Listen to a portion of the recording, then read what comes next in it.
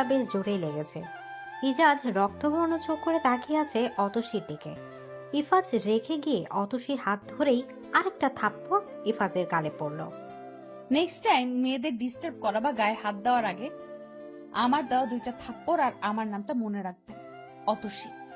এদিকে ইফাজের হাতে থেকে বিয়ারের বোতলটা ছুঁড়ে মেরে সাথে সাথে অনেকের কলা চেপে ধরল। তোরা থাকতে কি করে পারলো পুরো কলেজের সামনে আমাকে থাপ্পড় মারতে? আপনার বাবা বারান্দা দাঁড়িয়ে দেখছিল, তাই কিছু বলতে পারিনি বস। বাবার কথা শুনে দ্রুত বাইক স্টার্ট দিয়ে কলেজ থেকে চলে গেল ইফাজ। স্বপ্নের কলেজে পা রেখে এমন একটা কাহিনী হবে তা ভুলেও কল্পনা করেনি অতসী। কিন্তু অন্যায় দেখলে চুপ থাকতে পারে না অতসী। অন্যায় দেখলে প্রতিবাদ করতে পিছপা হয় না। হেই, আমি রুহি। তোমার নাম অতসী, আমি জানি। খুব ভালো লাগলো তুমি যে শয়তানগুলোকে থাপ্পড় মারলে। কিন্তু ওর বাবা তো এই কলেজের প্রিন্সিপাল। তোমাকে যদি এই কলেজে পড়তে না দেয়? মেয়েদেরকে কিভাবে টিস করতেছিল দেখলে তো? ওনাতেও টান দিতেছিল। এগুলো দেখে আমি চুপ থাকতে পারিনি। এমন অসভ্য ছেলের জন্য আমাকে যদি এই কলেজে পড়তে না হয় তো পড়বো না। বাই দা ওয়ে, আমার ফ্রেন্ড হতে পারি? অবশ্যই। অনেক চুপ করে ইফাজের পেছনে দাঁড়িয়ে আছে। রুমে থাকা সব জিনিসপত্র অর্ধেক ভাঙা শেষ। এক হাতে মদের বোতলটা হাতে নিয়ে দেয়ালে বাড়ি মারে, অন্য হাতে সিগারেট দিব্যি টানছে। অনেকের সামনে গিয়ে বলল, এই অপমান আমি কি দিয়ে মুছবো? কিভাবে পারলো? তোরা এতগুলো মানুষ থাকতে এই সামান্য মেয়ে আমাকে থাপ্পড় মারতে কি করে পারলো? বস, আপনার বাবা ছিল, তাই তো পারি না কিছু করতে। তো তখন পারস নাই, এখন খুঁজে বের কর কি করা যায়। এই মেয়ে আজ কলেজ থেকে বাসায় ফিরে কিভাবে দেখবো? কালকে সকালে খবরের কাগজে হেডলাইন হবে, কলেজের প্রথম দিন ছাত্রীকে ধর্ষণের পর হত্যা। যতক্ষণ না এই হেডলাইন দেখছি আমার শান্তি নেই। যা করার ব্যবস্থা কর। এদিকে ইফাজ অট্ট হাসি হাসলো। প্রথম দিন তাই ক্লাস তেমন হচ্ছে না। প্রথম ক্লাসটা কোনো রকম হয়েছে, বাকি ক্লাসগুলো তো হবে না মনে হচ্ছে। অতসী কলেজ থেকে বের হতেই কলেজের সাইডে থাকা ফার্মেসিতে দিকে চোখ পড়তেই মনে পড়লো বাবার জন্য ওষুধ নিয়ে বাড়ি ফিরতে হবে। পার্সটা খুলে দেখলো 230 টাকা আছে। একটা দীর্ঘশ্বাস ফেলে ফার্মেসির দিকে পা বাড়ালো অতসী। ওষুধ কিনে মাত্র 10 টাকা বেঁচে গেল। পার্সে টাকাটা রেখে হাঁটতে লাগলো অতসী। ইফাজ কলেজে আসতেই জানতে পারে বেশ কিছুক্ষণ আগে অতসী কলেজ থেকে চলে গেছে। বস, আপনাকে ভয় পেয়ে আগেই চলে গেছে। এই মেয়ের সব ইনফরমেশন চাই কালকের ভিতরে। কথাটা বলে ইফাজ চলে যায়। অতসী বাড়িতে ঢুকেই বাড়িওয়ালার হাজির। বলি, আর কত মাসের ভাড়া একসাথে দিবে? 4 মাস তো হতেই চললো। চাচা দিয়ে দিব, আমাকে একটু সময় দিন। বাবা একটু সুস্থ হলেই দিয়ে দেব। তোমার বাবা তো এক পা কবে চলে গিয়েছে, কখন মরে যাবে ঠিক নাই। যদি পারো ভাড়া দাও, নয়তো বাসা ছাড়ো। যত সব ফালতু। এদিকে অতসী চুপ করে কথাগুলো শুনে রুমে চলে গেল। ফ্রেশ হয়ে চুলায় ভাত আর আলু সিদ্ধ বসালো। ইফাজ বাসায় ঢুকতেই কাজের মেয়েটা দেখে বলল, ভাইজান, খাবেন না? খালাম্মা, আপনি আসেন, তার রুমে যেতে বলেছে। এদিকে ইফাজ সোজা তার মায়ের রুমে চলে যায়। অনিতা বেগমই বই পড়ছিলেন। ছেলেকে দেখে বই পড়া রেখে ছেলের কাছে এসে বললেন, আমার বাবাটা রাগ করেছে কার ওপর? আম্মু তুমি জানো আজকে একটা মেয়ে আমাকে অপমান করেছে, পুরো কলেজের সামনে থাপ্পড় মেরেছে। তোর বাবা কোথায় ছিল? বাবার জন্যই ওই মেয়েকে কিছু করতে পারিনি, নয়তো এতক্ষণ শেষ করে দিতাম। তার মানে তুই অপরাধ করেছিস আর রুমের সব জিনিসপত্র এই জন্যই ভেঙেছিস? ধুর, তুমিও আমায় ভালোবাসো না? থাকবো তোমাদের সাথে আমি। ছেলেটা বেশি আদর পেয়ে এমন মাথায় উঠেছে, যা নয় তাই করছে। অতসী তার বাবাকে রাতের খাবার খাইয়ে ওষুধ খাইয়ে নিজের রুমে গিয়ে শুতেই দু চোখে ঘুম চলে আসলো। সকালে ঘুম থেকে উঠে ফ্রেশ হয়ে নাস্তা বানিয়ে বাবাকে খাওয়ালাম। ঘড়ির দিকে তাকাতেই দেখলো 9টা বেজে গেছে। অনেকটা পথ হেঁটে যেতে হবে, তাই আর বিলম্ব না করে রেডি হয়ে বেরিয়ে পড়লো। কলেজে পা রাখতেই তুষার এসে জড়িয়ে ধরলো ইফাজকে। তুষার ইফাজের খুব ভালো বন্ধু। বন্ধু, তোকে নাকি কোন মেয়ে মেরেছে? ওই যে যাচ্ছে সুন্দর কমলা, উনি বাইকে থাপ্পড় মেরেছে। কালকের থাপ্পড়ের কথা মনে আছে? তাহলে যেন নেক্সট টাইম মেয়েদের দেখলে সালাম দিতে দেখি। ওইসব বাজে বাজে কথা যেন না শুনি। এত উড়ো না পাখি, তোমার ডানা কাটতে আমার একটা মুখের কথাই যথেষ্ট। কিন্তু না, অন্য কাউকে দিয়ে নয়, আমি নিজে তোমার ডানা কাটবো। লজ্জা থাকলে আবার আমার সামনে এসে এসব বলতেন না। আমার সব লজ্জা তোমাকে দিয়ে দিয়েছি অনেক আগেই, আরো দিব, শুধু আজ কলেজ থেকে বের হও। অভদ্র বদলোক। ইফাজ ওনা টান দিতে হাত বাড়ালেই তুষার হাত ধরে ইফাজকে নিয়ে চলে গেল। আরে ভাই, এখানে সিসি ক্যামেরা লাগানো, তোর বাপ সব দেখছে হয়তো। চল এখন। পৃথিবীর এই একমাত্র ব্যক্তি যাকে ইফাজ ভয় পায়। ক্লাসরুমে যেতে রুহি বলল, কেন ঝামেলা করতে যাও বলো তো? ইরফাজ খুব বাজে, তোমার যদি কিছু হয়ে যায়? কি হবে, কি করবে আমার এই ছেলে? অযথা ঝামেলা করো না, তোমার ক্ষতি হতে পারে। আমি ইরফাজকে খুব ভালোভাবেই চিনি। ইফাজ মেয়েটা কিন্তু জোস। তো আমি কি করব? কত মেয়ে আমার জন্য পাগল। এই সুমিকেই দেখো না, ইফাস ইফাস করতে করতে জান দিয়ে দেয়। ধুর, ওইগুলো আটা সুন্দর, আর অতসী ন্যাচারাল। আমাকে যে থাপ্পড় মারছে তা তা কিন্তু ন্যাচারাল না, মনে রাখিস। আরে রাগ করিস কেন বন্ধু, তোর সাথে একটু মজাও করতে পারবো না? এদিকে অতসী কলেজ মাঠে দাঁড়িয়ে দাঁড়িয়ে স্যারদের ভাষণ শুনছে নবীন বরণ আগামীকাল। এটার জন্যই মূলত স্যাররা কথা বলছে। অতসী এক ফাঁকে ক্যাম্পাস থেকে বের হয়ে যায়। যা বলবে পরে রুহির কাছ থেকে জেনে নেওয়া যাবে। কিছু দূর যেতেই ইফাজ তার সাঙ্গপাঙ্গ নিয়ে অতসীকে ঘিরে ধরে। রাস্তার মাঝখানে অতসী আর চারদিকে ইফাজের সাঙ্গপাঙ্গ। কি রাজি তো কালকে খবরের কাগজে হেডলাইন হতে? এদিকে অতসী ব্যাগ থেকে একটা চাকু বের করতেই সবগুলো ছেলে দূরে সরে গেল। অতসী আস্তে করে ইফাজের সামনে গিয়ে চাকুটার দিকে তাকিয়ে বলল, কি মিস্টার অসভ্য খান, আপনিও খবরের কাগজের হেডলাইন হতে রাজি তো? ইফাজ কোনো কথা বলার আগে পাশ কাটিয়ে অতসী মারলো এক দৌড়। কিছুদূর গিয়ে চিৎকার দিয়ে বলল, এটা খেলনা চাকু, যদি রিয়েল হতো না তো এতক্ষণে মেরে উপরে পাঠিয়ে দিতাম। এটা কি হলো ইফাজ? কি জিনিয়াস মেরে বাবা, এমন নাকানি চুবানি খাইয়ে চলে গেল, বুঝতেও পারলি না এটা ফেক ছিল। এই মেয়েকে অন্যভাবে শায়েস্তা করতে হবে। বাড়ি আসলো অতসী। এসেছিস মা? হুম। আমার জন্য তোর অনেক কষ্ট সহ্য করতে হয়, তাই না মা? কষ্ট কিসের, তুমি তো আছো, তাই না? যাদের বাবা নেই তারাই বোঝে কত কষ্ট। তোমার জন্য আমার কোনো কষ্ট নাই, বরং তোমার চোখের পানি আমাকে কষ্ট দিচ্ছে। এমন শুয়ে শুয়ে খাওয়ার থেকে মরে গেলেই ভালো ছিল রে মা। অন্তত তুই একটু শান্তিতে বাঁচতে পারতি। দরকার পড়লে সারা জীবন এভাবে থাকবে, তাও আমি তোমাকে হারাতে পারবো না। তোমার কিছু হওয়ার আগে যেন আমি বেঁচে না থাকি। যা মা, ফ্রের হয়ে খেয়ে নে। হয়তো বাবা অসুস্থ, কিন্তু যখন থেকে মাকে হারিয়েছি বাবাই আমার মা, বাবা দুটোই। বাবা ছাড়া একটা দিনও কল্পনা করতে পারি না। আমার পুরো পৃথিবী আমার বাবাকে ঘিরে। হঠাৎ ফোন বেজে উঠলো, তাকে দেখলাম রুহি কল করেছে। কল রিসিভ করতেই বলে উঠলো, কালকে কখন আসছিস? আর লাল রঙের শাড়ি পরে আসবি কিন্তু। শাড়ি পরতে আবার কে বললো? তোর ইচ্ছে হলে তুই পরিস, আমি পরবো না। কলেজ থেকেই বলে দিয়েছে, মেয়েরা লাল শাড়ি আর ছেলেরা সাদা পাঞ্জাবি। এই রাখছি, আমার ফোনে টাকা নাই, পরে প্রয়োজন পড়লে তুই কল করে নিস। চুপটি করে দাঁড়িয়ে থাকলাম। লাল শাড়ি এখন কোথায় পাবো? এত কিছু না ভেবে কাজে হাত চালাই। রান্না করে বাবাকে খাওয়াতে হবে। একটা মেয়ের খোঁজ নিতে পারিস না তো আবার এই মুখ নিয়ে আমার সামনে আসলি কেন? বস, এই মেয়েটা এখানকার স্থানীয় না, কেউ তো চিনতে পারছে না। স্থানীয় না হোক, হাওয়ায় তো ভেসে আসেনি। কিছু সময় দেন বস। এই মুখ আমাকে আর কখনো দেখাবি না। আমার কাজ আমি নিজেই করে নিতে পারি। বস, একটা কথা বলি। আমি কি তোর মুখ চেপে ধরে আছি? যা এখান থেকে। বস শোনেন, ভাবির ফোন নম্বর পেয়েছি। কাকে ভাবি বলছিস তুই? যার ইনফরমেশন দিতে বললেন উনি আমাদের ভাবি না? আমার পায়ে জুতা দেখছিস? হ্যাঁ ভাই, জুতাগুলো তো সুন্দর। এই সুন্দর জুতার বাড়ি খেতে না চাইলে যা এখান থেকে। রশিদ দৌড়ে ইফাজের সামনে থেকে চলে যায়। সাথে সাথে ইফাজের ফোনে মেসেজ আসে। মেসেজ চেক করতে দেখে রশিদের নাম্বার থেকে মেসেজে লেখা অতসী ভাবির নাম্বার। ইফাজ দাঁতে দাঁত চেপে তুষারের দিকে তাকিয়ে বলে, এ কোন আহাম্মককে আনলি? তুষার মুখে হাত চেপে ধরে হাসছে। ইফাজ এটা দেখে আরো বেশি রেগে যায়। সামনে থাকা ড্রেসিং টেবিলের আয়নায় লাথি মারতে এই গ্লাসগুলো ভেঙে নিচে পড়ে যায়। ইফাজের পায়ে কেটস পড়া ছিল, তাই পায়ে ব্যথা পায়নি। অতসী হাতের কাজ শেষ করে বিছানা বসতেই ফোনটা বেজে উঠল। এক রাশ বিরক্তি নিয়ে ফোনটা রিসিভ করতেই, কে বলছেন? আমরা একটা কোম্পানি খুলতে চাচ্ছি ম্যাম, ওইখানে আপনাকে আমরা ম্যানেজারের দায়িত্ব দিতে চাই।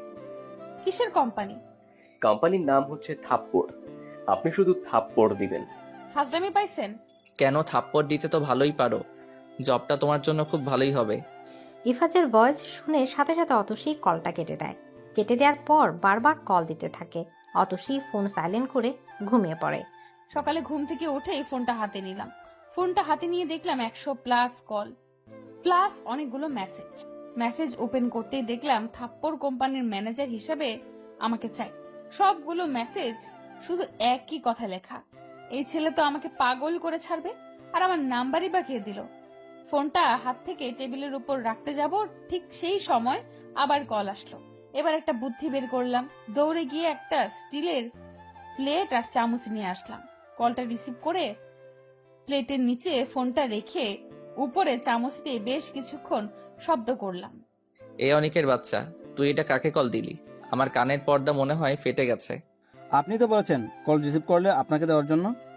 রাখ তোর কল, এই মাইয়াকে আর কল দিবি না। আমার কানের 12টা বাজাই দিছে। যা, এখন আমি ঘুমাবো। বস, আজকে কলেজে নবীন বরণ, যাবেন না? নবীন বরণের কথা শুনে ইফাজ লাফিয়ে উঠেছে। গড়ির দিকে তাকিয়ে দ্রুত ওয়াশরুমে চলে গেল। অতসী মায়ের শাড়ি হাতে নিয়ে বসে আছে। মায়ের সেই লাল শাড়ি। মা মারা যাওয়ার পর একবারের জন্য শাড়িটি পরা হয়নি। আজকে প্রথম শাড়ি পরবে। অতসী রেডি হয়ে কলেজের সামনে যেতেই দেখে রুহি বেশ সেজেগুজে দাঁড়িয়ে আছে। ইফাজ সাদা পাঞ্জাবি পরা, চুলগুলো স্পাইক করা, হাতে গোল্ডেন কালারের ওয়াচ।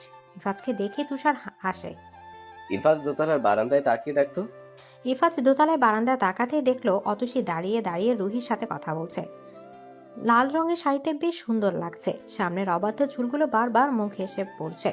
অতসী বেশ বিরক্ত নিয়ে বারবার চুলগুলো সরাচ্ছে। দেখা শেষ হলে আমার দিকে তাকা ইফাজ। দূর, এটা দেখার কি আছে? আজকে শুধু একবার সুযোগ মতো পেতে দে। আজকে কলেজে আসছি ওর জন্য। এদিকে দোতলা থেকে অতসী নামতে যাবে, সিঁড়িতে পা ফেলতেই শাড়ির কুচির সাথে পা লেগে কুচি বেশ কিছুটা খুলে যায়। তাই ওয়াশরুমে যায় সে। অতসী ওয়াশরুমে গিয়ে শাড়িটা ঠিক করে বের হতে কেউ আচমকা টান দিয়ে দেয়ালের সাথে হাত চেপে ধরে। অতসী ভয়ে চোখ বন্ধ করে ফেলে। কি হলো মিস সাহসী, এখন চোখ বন্ধ করে আছেন কেন? এখন আপনাকে কে বাঁচাবে? এদিকে অতসী আস্তে আস্তে চোখ খুলে ইফাজকে দেখে। ইফাজের দিকে রাগে একটা লুক দিয়ে তাকাতেই ইফাজ বলে উঠল, রাগ করে লাভ নাই মিস সাহসী, এখানে কেউ নেই, প্লাস তোমার কাছে খেলনার চাকুও নেই। অতসী ইফাজের দিকে নিজের হাত ছাড়ানোর চেষ্টা করলেও কোনো লাভ হয়নি। এত নড়াচড়া করো কেন? শান্ত হয়ে থাকো না। ইফাজ অতসীর দিকে এক দৃষ্টিতে তাকিয়ে আছে। অতসীর অবাধ্য চুলগুলো মুখের উপর পড়তেই ইফাজ ফু দিয়ে চুলগুলো সরানোর ব্যর্থ চেষ্টা করতে লাগলো। পুরো ব্যাপারটা অতসীর কাছে অসহ্য লাগছে, কিন্তু এখান থেকে বের হওয়ার কোনো উপায় খুঁজে পাচ্ছে না। ইফাজ, কি করছিস এখানে? ম্যাম দেখুন না, এই ছেলেটা আমার সাথে অসভ্যতামি করছিল। আপনি কিছু একটা করুন। ওই হ্যালো, এটা আমার বড় বোন। কি করবে আমাকে? ইফাজ, আমি তোর বড় বোন বলে যে সব অন্যায় মেনে নিব এটা কিন্তু ঠিক না। আর কখনো যদি দেখেছি অযথা এই মেয়েকে উত্ত্যক্ত করিস, তাহলে তুই আর কলেজে ঢুকতে পারবি না। তুমি কি ফার্স্ট ইয়ার স্টুডেন্ট? জি ম্যাম। নাম কি তোমার? অতসী। আমার ভাইয়ের হয়ে আমি তোমার কাছে ক্ষমা চাচ্ছি। বাসায় আসলাম। বাসায় আসার পর বাবার কোনো শব্দ শুনতে পেলাম না, তাই দ্রুত বাবার রুমে গেলাম। দেখলাম বাবা উল্টো দিকে ফিরে শুয়ে আছে। বাবা বলে ডাক দিতেই আমার দিকে ফিরে তাকায়। কিছুক্ষণ তাকিয়ে দেখে একটা হাসি দিয়ে বলল, আজকে তোকে তোর মায়ের মতো লাগছে। আগের কথাগুলো খুব বেশি মনে পড়ছে। তোর মা থাকলে আজকে তোকে দেখে অনেক খুশি হতো। আমি না চাইতেও একটা হাসি দিয়ে চলে আসলাম। এদিকে ইফাজ সোফায় চুপ করে বসে আছে, কারণ তার বাবা তার সামনে বসে আছে। অন্তু বসে মিটিমিটি হাসছে। তুষারও মুখ চেপে হাসছে, কারণ ইফাজের জন্য আজকে মেয়ে দেখতে যাবে। মেয়েটা আর কেউ নয়, অতসী। অন্তুকে নিয়ে কিবরিয়া চৌধুরী বেরিয়ে পড়লো অতসীদের বাসার উদ্দেশ্যে। কিবরিয়া সাহেব বের হওয়ার সাথে সাথে ইফাজ উঠে তার মায়ের সামনে গিয়ে বলল, আম্মু এসব কি? পড়াশোনা শেষ করেছো, কোনো কাজ করো না। অফিসে যেতে বললে তাও যাও না। সংসারের বোঝা যখন ঘাড়ে পড়বে তখন ঠিকই ভালো হয়ে যাবে। আম্মু আমি খারাপ কি? ভালো কিছু দেখি না আমি। আচ্ছা মেনে নিলাম আমি বিয়ে করব, কিন্তু ওই অসভ্য মেয়েকে কেন? অসভ্য কাকে বলো তুমি? ওই মেয়েই তো তোমার জন্য ঠিক আছে। বেশি বাড়াবাড়ি করলে থাপ্পড় ফ্রি পাবা। এমন শত্রু মা আমি কখনো দেখিনি। শুনে রাখো, আমি ওই মেয়েকে বিয়ে করতে পারবো না। এটা আমাকে না বলে তোমার বাবাকে বলো। বাবাকে আমি বলতে পারবো না, তুমি বলবা? আমিও পারবো না। আম্মু প্লিজ, এই মেয়ে সবার সামনে আমাকে অপমান করেছে। অনিতা বেগম আর কোনো কথা না বলে উঠে চলে গেলেন। ইফাজ বাইক নিয়ে বাসা থেকে বের হয়ে গেছে। ইফাজের মাথায় একটা বুদ্ধি আসলো, যদি অতসীকে আগে থেকে না করে দেওয়া হয় তাহলে তো আর বিয়েটা হবে না। ইফাজ আর কোনো কিছু না ভেবে অতসীকে কল দিয়ে দিল। ফোন বেজে উঠতে স্ক্রিনে মিস্টার অসভ্য লেখা উঠল। এটা দেখে অতসী ফোন দূরে রেখে দেয়। ভাবছে আবার কি ইফাজকে প্লেটে আর চামচের শব্দ শোনাবে নাকি। বেশ কিছুক্ষণ পর অতসী বিরক্ত হয়ে কল রিসিভ করলো। এই যে মিস সাহসী, শুনো, তোমার বাসার দরজায় কেউ নক করলে প্লিজ দরজা খুলো না। আমার বাসার দরজা কি এখন আপনার অনুমতি পত্র নিয়ে খুলতে হবে? আমি কি এমন কিছু বললাম নাকি? কিছু বলার আগেই এমন তেলে বেগুনে জ্বলে ওঠো কেন? আমি তেলে বেগুনে জ্বলে উঠি এটা জানার পরও আপনি আমাকে কল দিলেন কেন? শয়তান মেয়ে একটা। হনুমান, ইঁদুর, পচা আলু, সাদা মূলা, আবার কল দিলে বাসায় গিয়ে পিটিয়ে আসবো। কি গুন্ডা মেয়ে রে বাবা। আপনার মাথায় উঠে গুন্ডামি করছি। কল রাখেন। এই শুনো, তোমার সাথে আমি ফালতু কথা বলতে কল দেই নাই। কি যে প্রয়োজনীয় কথা বলতেছেন তা তো দেখতেই পাচ্ছি। কল কেটে দিয়ে একটা দীর্ঘশ্বাস ফেলল। কলিং বেল বেজে ওঠার শব্দে অতসী ফোন রেখে দরজা খুলে অবাক হয়ে গেল। অতসী খুব ভয় পেয়ে যায়। হঠাৎ ওনারা কেন আসলো? অন্য কেউ হলে হয়তো বা ভয় পেত না, কিন্তু ইফাজের বাবা বোন এটা থেকে বেশি ভয় পেয়ে যায়। তাদের বাবার রুমে বসতে দিয়ে অতসী কিচেনে গিয়ে চা বানিয়ে আনে। কিবরিয়া চৌধুরী অতসীকে কাছে ডাকে। অতসী পাশে গিয়ে বসতেই উনি বলে উঠলো, মা, আমি আজকে তোমার কাছে একটা আবদার করব, তোমাকে রাখতে হবে। তুমি ভয় পাচ্ছ কেন মা? না স্যার, ভয় পাচ্ছি না। এমন কোনো আবদার করবেন না স্যার যে আমি রাখতে পারবো না। তুমি পারবে মা। আমি এতদিন খুঁজেও কাউকে পাইনি যে আমার আবদারের যোগ্য, কিন্তু তোমাকে প্রথম দিন দেখি আমার ভালো লেগেছে। আমার উচ্ছৃঙ্খল ছেলেটার লাইফটা গোছানোর জন্য তোমাকে আমার চাই মা। তুমি প্লিজ না করো না। স্যার, এ কখনো সম্ভব নয়। আপনি কি চান আপনার ছেলের জন্য আমার লাইফ নষ্ট হয়ে যাক? মারে, আমার ছেলেটা এতটাও খারাপ না যে তোমার লাইফটা নষ্ট করে দিবে। প্রথমে তোমার একটু কষ্ট হবে ওর সাথে মিলিয়ে নিতে, কিন্তু দেখবে একটা সময় ঠিক হয়ে যাবে। তোমার লেখাপড়া, তোমার বাবার চিকিৎসা সব দায়িত্ব আমি নিব মা। বিয়ের পর তোমার বাবা আমাদের সাথেই থাকবে। লোভ দেখাবেন না স্যার। প্রয়োজনে আমি কাজ করব, তাও অন্যের বোঝা হতে চাই না। আমি খুবই দুঃখিত আপনার কথা রাখতে পারবো না বলে। অতসী, মা তুমি ভেতরে যাও। তোমার বাবা মরে যায়নি যে তোমাকে সব ডিসিশন নিতে হবে। বাবা, আমি তো খারাপের জন্য কিছু করছি না। ভেতরে যেতে বলছি মা। অতসী কোনো কথা না বলে ভেতরে চলে যায়। অতসীর বাবা খুব স্বাভাবিকভাবেই উত্তর দেয়, আপনারা বিয়ের ব্যবস্থা করুন, আমি আমার মেয়েকে রাজি করব, কিন্তু আপনি আমাকে কথা দিবেন যে আমার মেয়েকে কখনো কষ্ট দিবেন না। ভাই, আমি আমার মেয়েকে যতটা না আদর করি, অতসীমাকে তার থেকে বেশি ভালোবাসবো। অতসীমা আমার আরেকটা মেয়ে হয়ে থাকবে। কিন্তু বিয়ে হবে ঘরোয়াভাবে আগামী শুক্রবার। সে আপনি যেভাবে চান। অতসীর বাবার সাথে কিবরিয়া চৌধুরীর কথা শেষ করে বের হয়ে গেল। ওনারা বের হওয়ার সাথে সাথে অতসী দৌড়ে বাবার রুমে আসলো। বাবাকে জড়িয়ে ধরে চিৎকার করে কেঁদে উঠল। বাবা, তুমি এমনটা কেন করলে? এই ছেলে ভালো না বাবা। যে পরিবারের বাবা মা বোন এত ভালো, সে পরিবারে গিয়ে তুই খারাপ থাকবি না মা। আমি কদিন বাঁচবো বল? আমি দেখে যেতে চাই তোর সুখ, তোর সংসার। তাহলে মরার পরে কোনো আক্ষেপ থাকবে না। আর যদি মনে করিস যে তুই কষ্টে থাকবি, বাবার কথায় ভরসা পাবি না, তাহলে কল দে। কল দিয়ে বলে দেই এ বিয়ে হবে না। এদিকে অতসী প্রতিউত্তরে কিছু না বলে নিজের রুমে চলে গেল। হয়তো ভাগ্য এটাই লেখা ছিল। থাপ্পড় দেওয়ার পর থেকেই জ্বালিয়ে খেয়েছে কদিন। বিয়ে করলে তো এই ছেলে জীবনটা নরক বানিয়ে ছাড়বে। ইফাজের মুখের দিকে তাকানো যাচ্ছে না, দেখেই বোঝা যাচ্ছে খুব রেগে আছে। সারা রুম পায়চারি করছে। তুষার বিছানা বসে বসে মোবাইল চ্যাট করছে আর চোখে ইফাজকে দেখছে। ইফাজ ফোন নিয়ে দিল অতসীকে কল। শান্তি দিবেন না? হ্যাঁ, তোমার জন্য আমি অশান্তিতে আছি আর উনি শান্তি খুঁজে। এই শোনেন, আমি আপনার কোলে উঠে বসে নাই আপনাকে অশান্তি দেওয়ার জন্য। এখন বসো নাই ঠিকই তো, কদিন পরে আমাকে বিয়ে করে আমার মাথায় চেপে বসবা। আপনাকে একটা ভালো বুদ্ধি দেই, আপনি পালিয়ে যান। কাকে নিয়ে পালাবো আর কেন পালাবো? আমি আপনাকে বিয়ে করতে চাই না, তাই আপনি পালিয়ে যান। আমি কি তোমাকে বিয়ে করার জন্য জামাই সেজে বসে আছি নাকি? তুমি পালিয়ে যাও, তোমার মুখও দেখতে চাই না। বিয়ে তো অনেক দূরের কথা। আর এখন আমাকে এই মেয়েলি বুদ্ধি দিতে আসছো কেন? তখন যে বলছিলাম দরজা খুলো না, এটা তো আর কান দিয়ে যায়নি। তখন আমি আপনার কথা শুনিনি, এখন আপনি আমার কথা শুনেন। আপনি পালিয়ে যান। তুমি পালিয়ে যাও। পালিয়ে যাওয়া মেয়েদের কাজ। তাছাড়া আমার একটা সম্মান আছে।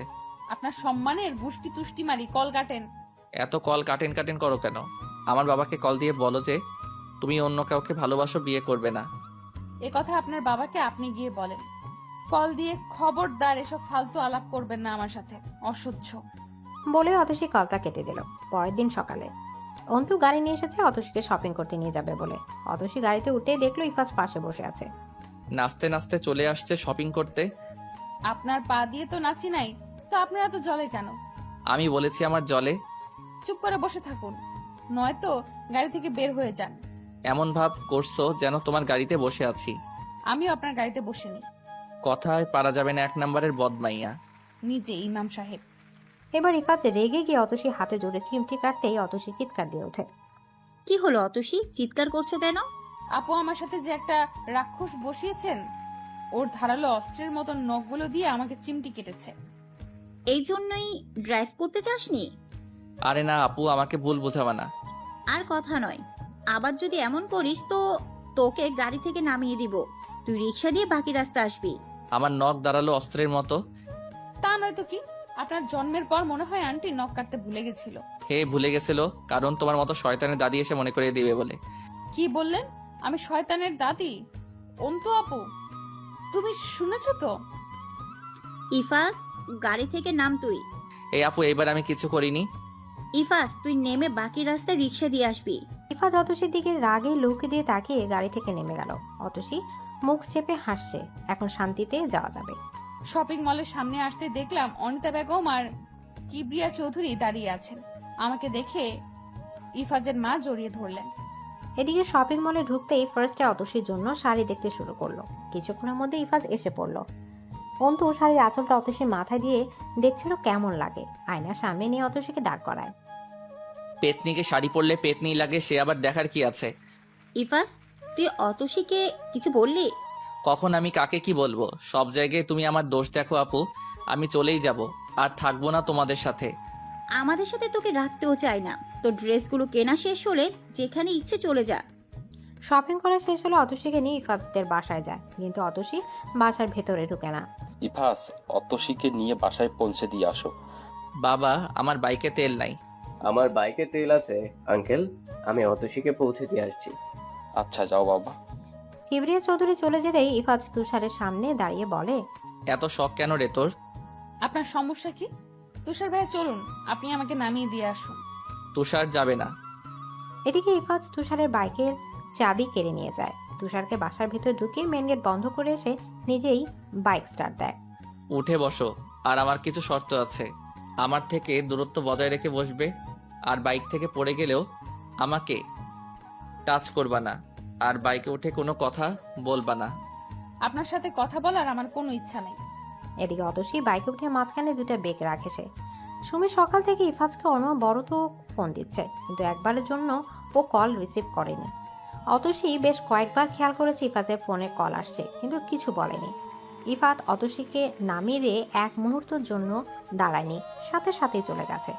অতসী বাসায় ঢুকে বাবার সাথে কথা বলে ফ্রেশ হতে চলে গেল। পরের দিন, আজকে কোনো কাজ নেই, বিয়ের আরও কয়েকদিন বাকি। কদিন কলেজ মিস দিলে চলবে না, তাই অতসী কলেজে যাওয়ার জন্য বের হলো। কলেজে যাওয়ার পরই রুহি এসে জড়িয়ে ধরলো। তারপর অতসীর হাত ধরে ক্যান্টিনের দিকে যেতেই কতগুলো মেয়ে পথ আটকে দাঁড়ায়। তাই না? আপনি কে? আমি ইফাজের গার্লফ্রেন্ড। আমি তো ইফাজ না, তো আমার কাছে আসছেন কেন? তুমি নাকি ইফাজকে থাপ্পড় মেরেছ? আমাকে চেনো তুমি? প্রয়োজন পড়লে আপনাকেও মারতে পারি। সাহস তো দেখছি অনেক তোর। আপনার সাহস কম থাকলে আমার থেকে ধার নিতে পারেন। এদিকে অতসী সামনের দিকে তাকাতে দেখে ইফাজ আসছে। ইফাজ সুমিকে অতসীর সাথে দেখে কিছুটা ভয় পেয়ে যায়। অতসী খুব স্বাভাবিকভাবে বলল, নিচে আমার সাথে পারেন না, তাই কি গার্লফ্রেন্ড লেলিয়ে দিয়েছেন? এদিকে অতসী কথাটা বলে রুহিকে নিয়ে ক্লাসরুমের দিকে চলে যায়। সুমি ইফাজের হাত ধরেই ইফাজ দূরে সরে যায়। তোমার সমস্যা কি? ইফাজ, তুমি এভাবে কথা বলছো কেন? এই মেয়ে, তোমার সমস্যা কি? আমি কি কোনোদিন তোমাকে বলেছি আমি তোমাকে ভালোবাসি? ইফাজ, তুমি এত রিয়্যাক্ট কেন করতেছো? কালকে সারাদিন কল দিলাম, ধরলা না। এখন যাই সামনে পেলাম, এতে ওর রাগ দেখানো শুরু করেছো। ইফাজ সুমির কথা কোনো উত্তরই না দিয়ে চলে যায়। এতে সুমি আরো বেশি রেগে যায়। কিছু বলতে যেও থেমে যায় সুমি, শুধু ইফাজের যাওয়ার দিকে তাকিয়ে আছে। কলেজ ছুটি হওয়ার পর অতসী ক্যাম্পাস থেকে বের হতেই ইফাজকে দেখলো বাইক নিয়ে দাঁড়িয়ে আছে, সাথে আরো অনেকগুলো ছেলে। ইফাজকে দেখো না দেখার একটা ভাব নিয়ে অতসী হাঁটতে শুরু করলো। বেশ কিছুদিন যাওয়ার পর ইফাজ বাইক নিয়ে অতসীর সামনে গিয়ে দাঁড়ালো। অতসী ইফাজকে কোনো পাত্তা না দিয়ে বেশ পাশ কাটিয়ে আবার হাঁটতে শুরু করলো। ইফাজ আবার বাইক নিয়ে গিয়ে সামনে দাঁড়ালো। সমস্যা কি? তুমি আমার সমস্যা। তাহলে আমার থেকে দূরে থাকুন, কোনো সমস্যা হবে না। সেসব বাদ দাও। সরি। রাস্তা দিয়ে সরে দাঁড়ান তো, মানুষ দেখছে। দেখুক, আমি এসব কেয়ার করি না। আমাকে কেন ডিস্টার্ব করতে আসলেন? আপনার গার্লফ্রেন্ডের কাছে যান।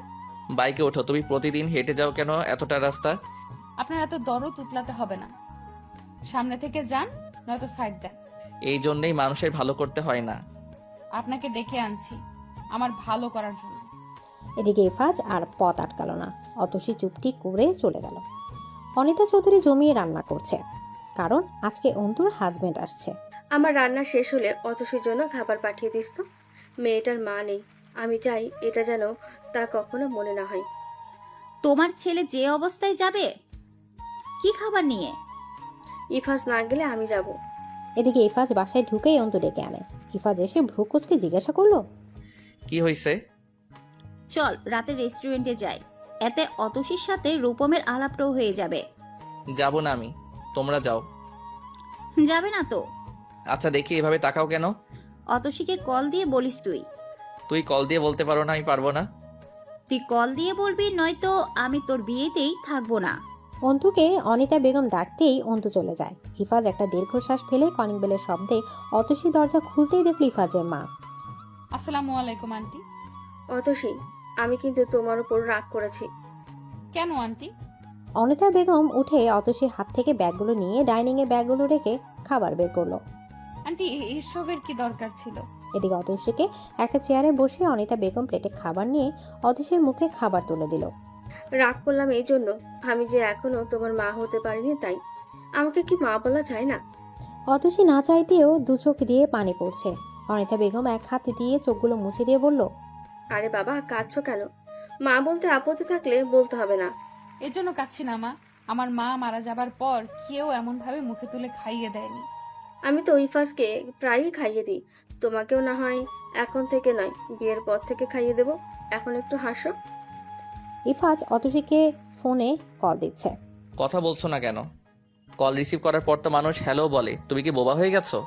আমি বোবা হই বা অন্য কিছু, ওইটা আপনার জানতে হবে না। কল দিয়েছেন কেন ওইটা বলেন। এই শোনো, কোনো কাজ ছাড়া এমনি আমি তোমাকে কল দেই না। কাজের কথা বললে বলুন, নয়তো বাই। এত তারা কিসের তোমার? বয়ফ্রেন্ড কল দিচ্ছে নাকি? ওই কৈফিয়ত আপনাকে দিব না। এতে তো ভালোই হয়েছে, পালিয়ে যাও প্লিজ। আমার যদি কোনো বয়ফ্রেন্ড থাকতো তাহলে ঠিক পালিয়ে যেতাম। আপনার তো গার্লফ্রেন্ড আছে, আপনি এখনো পালিয়ে যাচ্ছেন না কেন? সন্ধ্যায় রেডি হয়ে থেকো। কোনো ইচ্ছে নেই আপনার সাথে কোথাও যাওয়ার। আমাকে কি পাগলে পাইছে নাকি আপু বলেছে? ও তাহলে ঠিক আছে। এদিকে ইফাজকে আর কিছু বলতে না দিয়ে অতসী ফোনটি কেটে দেয়। সন্ধ্যা হতে অন্তু একটি শাড়ি নিয়ে ইফাজ রুমে ঢুকে। ওহ, এই ব্যাগে শাড়ি জুয়েলারি আছে, অতসীকে এগুলো পরিয়ে তোর সঙ্গে করে নিয়ে ক্যাফেতে চলে আসিস। লেট করিস না, এখনই বেরিয়ে যা। ইফাজ অতসীর বাসার সামনে এসে অতসীকে কল দিয়ে আসতে বলে। কি হলো? জন্মের ওর নির্ঘাত কোনো ক্ষমার অযোগ্য কোনো পাপ করেছি, তার শাস্তি পাচ্ছি। এই ব্যাগে নাকি শাড়ি আছে, দ্রুত পরে 5 মিনিটের ভেতরে এসো। আপনিও চলুন ভেতরে। যাব না আমি। কি ভেবেছেন আপনি? যাবেন না বললেই আমি তেল মাখবো নাকি?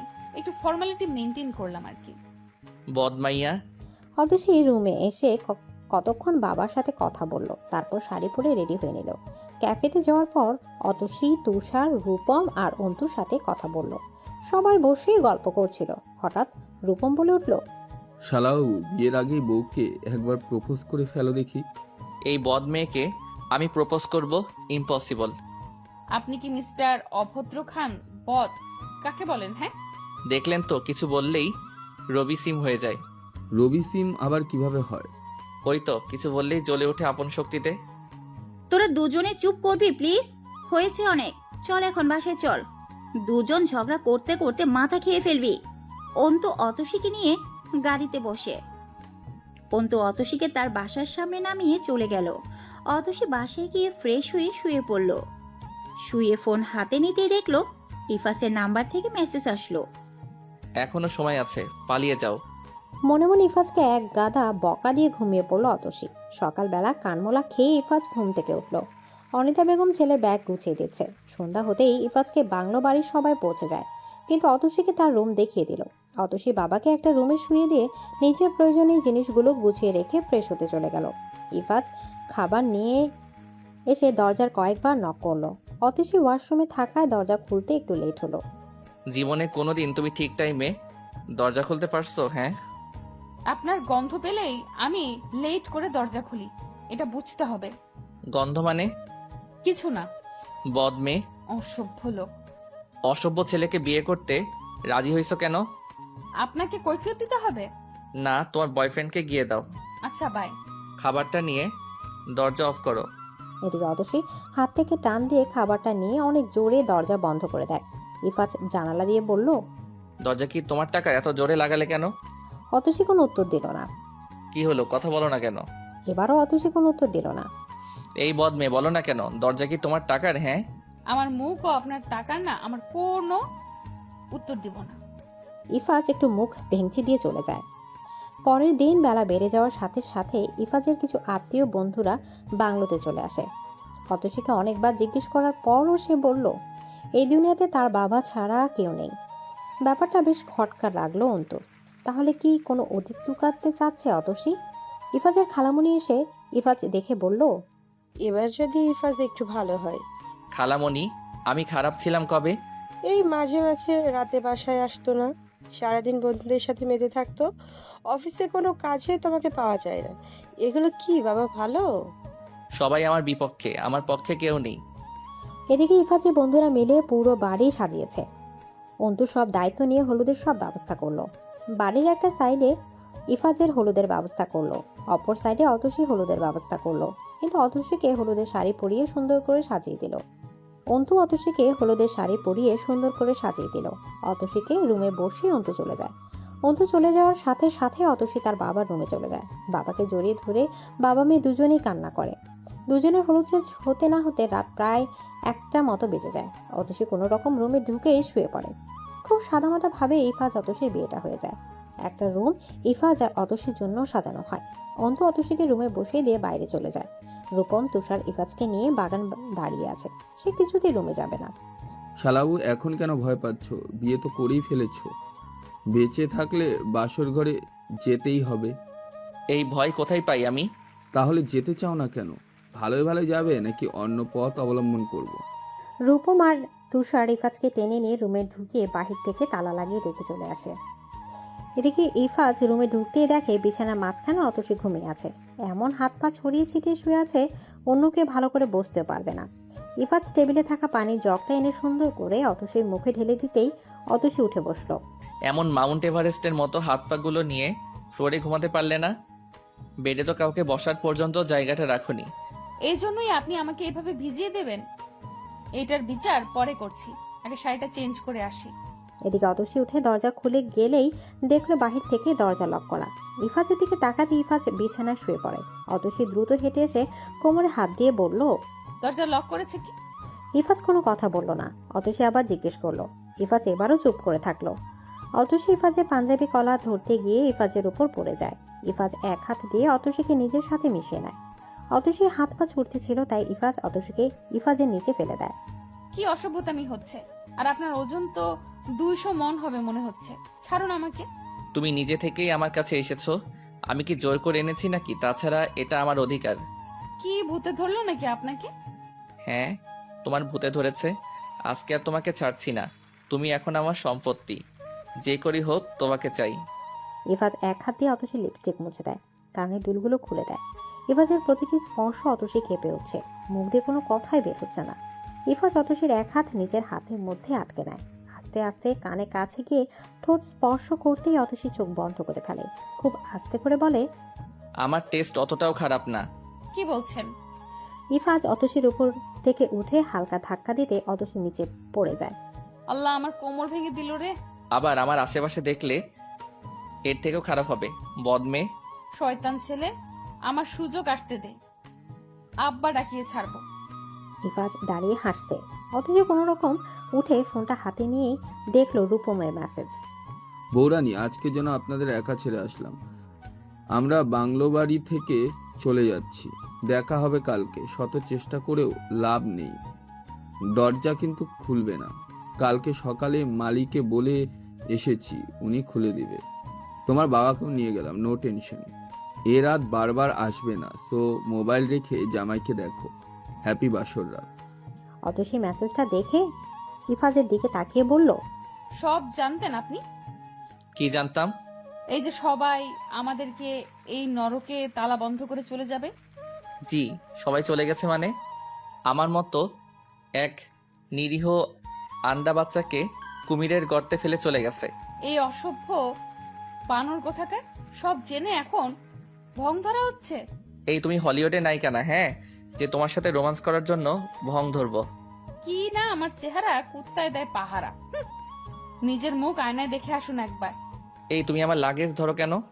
আপনি যে আমাকে ভিজিয়ে দিয়েছেন, সারা রাত কি ভেজা কাপড় নিয়ে থাকবো নাকি? সারা রাত নাই, আর একটু সময় বাকি আছে, পরে তুমি রুম থেকে বের হতে পারবে। বেশি কথা বললে না এখন আপনার আব্বুকে কল করব। কথাটা বলে অতসী ইফাজের লাগেজ খুলতে থাকে। ইফাজ গিয়ে অতসী থেকে লাগেজে দূরে সরিয়ে নেয়। অতসী ইফাজের থেকে টান দিয়ে লাগেজটা নিয়ে একটা টি শার্ট বের করে ওয়াশরুমে চলে যায়। অতসী শাড়ি পরে হাঁটতে অসুবিধা হয়, তাই নিচে লেগিংস পরা ছিল। শাড়িটা খুলে উপরে ইফাজের টি শার্টটি পরে নিল। অতসী ওয়াশরুম থেকে বাইরে বের হতে যাবে, তখনই দেখলো বাহির থেকে লক করা। অতসী কয়েকবার বললো, কিন্তু ইফাজ খুলল না। দরজা লাথি মারতেই ইফাজ দ্রুত এসে দরজা খুলে দিল। এতক্ষণ লাগলো কেন আপনার দরজা খুলতে? ড্রেস চেঞ্জ করছিলাম, তুমি এসে যেন লজ্জাহরণ করতে না পারো, তাই দরজা দিয়ে রাখছি। ইফাজ অতসীর দিকে খেয়াল করে দেখলো অতসী টি শার্টের উপর দিয়ে শাড়ির কিছু অংশ পেঁচিয়ে রেখেছে। ইফাজ সাথে সাথে একটা শার্ট বের করে দিয়ে বলল, এটা পরে না, তাহলে শাড়ির আর প্রয়োজন হবে না। অতসী শার্টটি পরে নিল। মনে হচ্ছে সাগরে ডুবে যাচ্ছি। এত বড় শার্টটা, তাও টি শার্টটা একটু ছোট ছিল, কোন রকম পিন দিয়ে আটকিয়ে পড়েছি। এটা পরে তো মনে হচ্ছে আমার পাঞ্জাবি। এই এত কথা শুনতে চাই না, ভালো না লাগলে আমার শার্টটা দিয়ে দাও। অতসী বিছানায় বসতে দেখলো যে বালিশে ঘুমিয়েছিল, বালিশ সহ বিছানার চাদর, ব্ল্যাঙ্কেট অনেকটা ভিজে গেছে। অতসী উঠে আলমারি থেকে বিছানা একটা চাদর বের করে নিল, কিন্তু আলাদা বালিশ বা ব্ল্যাঙ্কেট পেল না। চাদরটা উঠিয়ে নতুন চাদর বিছিয়ে নিল। ইফাজ দাঁড়িয়ে দাঁড়িয়ে অতসীর কাণ্ড দেখছে। অতসী সুন্দর করে শুকনো বালিশ নিয়ে শুয়ে পড়ল। ব্ল্যাঙ্কেটের যে অংশটুকু শুকনো ছিল তাও গায়ের উপর নিয়ে নিল। এই আমি কোথায় ঘুমাবো? নিচে পানি ঢেলেছেন, এখন আপনাকে নিচেই ঘুমাতে হবে, এটাই শাস্তি। এসব শাস্তি আমি মানি না, ঘুম পাচ্ছে, ঘুমাবো। এদিকে ইফাজ অতসী থেকে ব্ল্যাঙ্কেটটি নিয়ে টানাটানি শুরু করেছে। অতসী রেগে গিয়ে জোরে ধাক্কা দিতেই ইফাজ বেড থেকে পড়ে যায়। অতসীর সাথে সাথে ব্ল্যাঙ্কেটটা গায়ে নিয়ে শুয়ে পড়ে। অনিতা বেগম ইফাজের ছোটবেলায় অ্যালবাম নিয়ে বসে আছে। কত রকমের ছবি এটাতে, সব ছবিতে হাত বোলাচ্ছে। কিবরিয়া চৌধুরী অনিতা বেগমের কাজকর্ম শুধু দেখিয়ে যাচ্ছে অনেকক্ষণ যাবৎ। আচ্ছা, ছেলেকে আমাদের ছেড়ে কোথাও চলে গেছে, তুমি এমন কাঁদছো কেন? আমার ছেলেটা যে অনেক বড় হয়ে গেছে, আমি কেন জানি মানতে পারছি না। ছেলে বড় হবে, এটা স্বাভাবিক, এত ভাবার কি আছে? আচ্ছা, আমার ইফাজ কি আমাকে কখনো ভুলে যাবে? আজব, এসব কেমন কথা? হে, ঘুমাও। অনিতা বেগম আর কোনো কথা না বলে পাশে টেবিলে অ্যালবামটা রেখে শুয়ে পড়ল। তুষার আর রূপম ফোন নিয়ে বসে আছে। মায়ার কত কল দিব, ফার্স্ট কল ধরে না। প্রথমেই রুমে ঢুকতে চাইনি, এখন তো দেখছি কালকে সকালে বের করা যাবে না। এদিকে পর্দার ফাঁকা অংশ দিয়ে এক গুচ্ছ আলো এসে অতসীর মুখে পড়তেই চোখগুলো খুলল। সূর্যের আলোর কারণে সাথে সাথে আবার চোখ বন্ধ করে নিল, কিন্তু নিজের উপর ভারী কিছু অনুভব হতেই চোখ খুলে তাকাতেই দেখলো ইফাজ অতসীর উপর পা দিয়ে শুয়ে আছে। এটা দেখে অতসী বেশ রেগে যায়। পা সরানোর চেষ্টা করলেও পেরে ওঠেনি। অতসী ইফাজের হাতে জোরে চিমটি কাটতেই ইফাজ উঠে বসে। ব্যথা লাগলো। আসো, তোমাকে দিয়ে বুঝাই কেমন লেগেছে। তো হাতির মতো পাগুলো তো আমার উপর না দিলেও পারতেন। হাতির মতো পা মানে?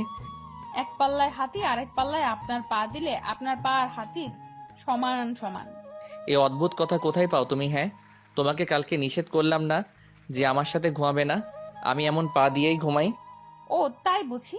তা কার কার উপর পা দিয়ে আপনি ঘুমাতেন? কোলবালিশের। এদিকে অতসী কিছু বলার আগে ইফাজ ওয়াশরুমে ঢুকে পড়ল।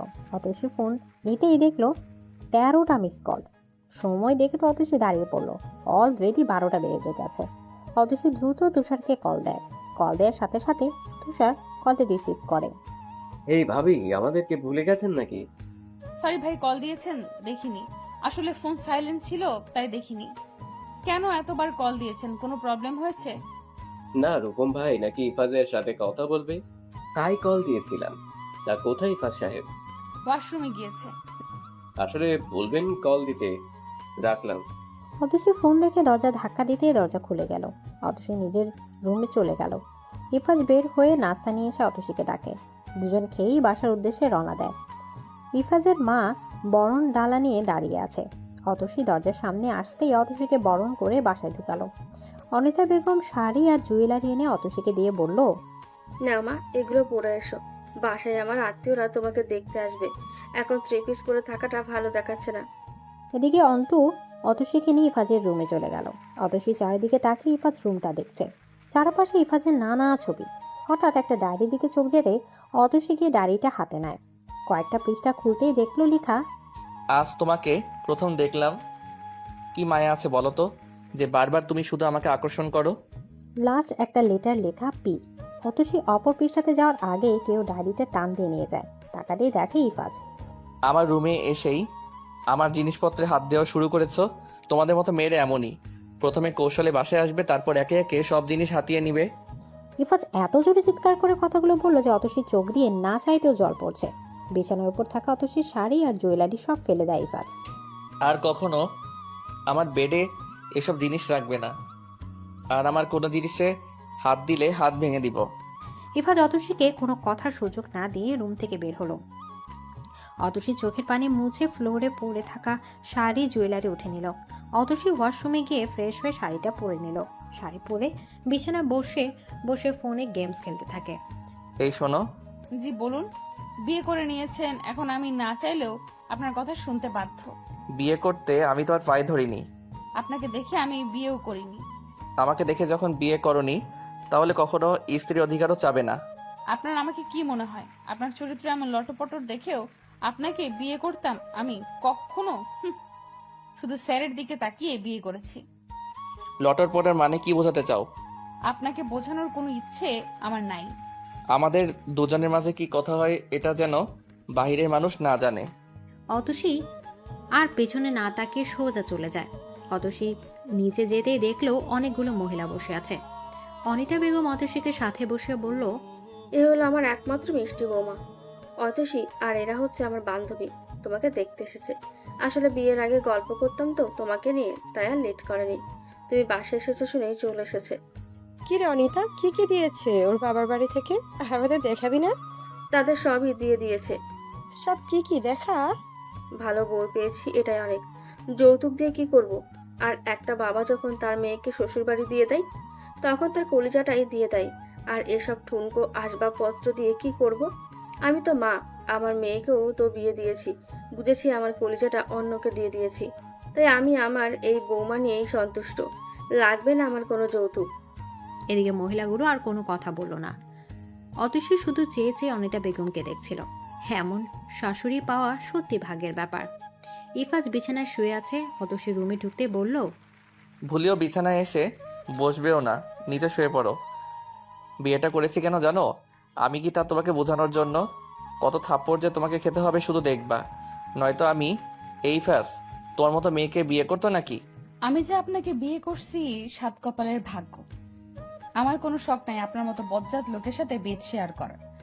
আমি এখন না বলে ঠিকই এসে হাত পা ছড়িয়ে শুয়ে পড়তে। আহা, কি আমার সালমান খান? ওনার পাশে শোয়ার জন্য পাগল হয়ে আছি। আর একটা কথা বললে না রুম থেকে বের করে দিব। অতসী শুধু আর চোখে তাকালো, আর কোনো কথা বলল না। আলমারি থেকে বালিশ চাদর বের করে নিচে শুয়ে পড়ল। সকালবেলা অন্তর ডাকে ঘুম ভাঙে অতসীর। দ্রুত উঠে সবকিছু গুছিয়ে ফ্রেশ হয়ে নিচে আসে অতসী। অনিতা বেগম কিচেনে দেখে অতসীও পাশে গিয়ে দাঁড়ায়।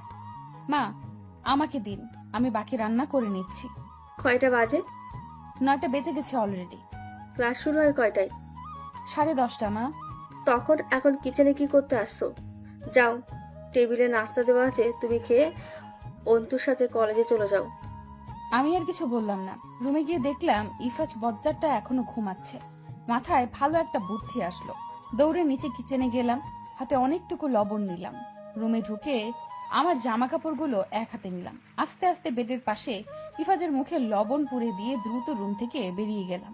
আমি রুমের বাইরে বের হতেই ইফাজের চিল্লানোর আওয়াজ শুনলাম। ঘুমটা ভেঙেছে বেশ উচ্ছ্বাস করে। ড্রেস চেঞ্জ করে রেডি হয়ে নিলাম। ইফাজের চিৎকার চেঁচামেচি এখনো থামেনি, তাই রুমে উকি দিলাম। উকি দিচ্ছ কেন চোরের মতো? আজব, আমি আবার কি করলাম? ইফাজ বিছানা থেকে উঠে এসে আমার হাত পেছনে নিয়ে দেয়ালের সাথে আটকে ধরে। মুখে লবণ দিয়ে পালিয়েছো কেন? এত শখ থাকলে পাপ্পা দিতে পারতে।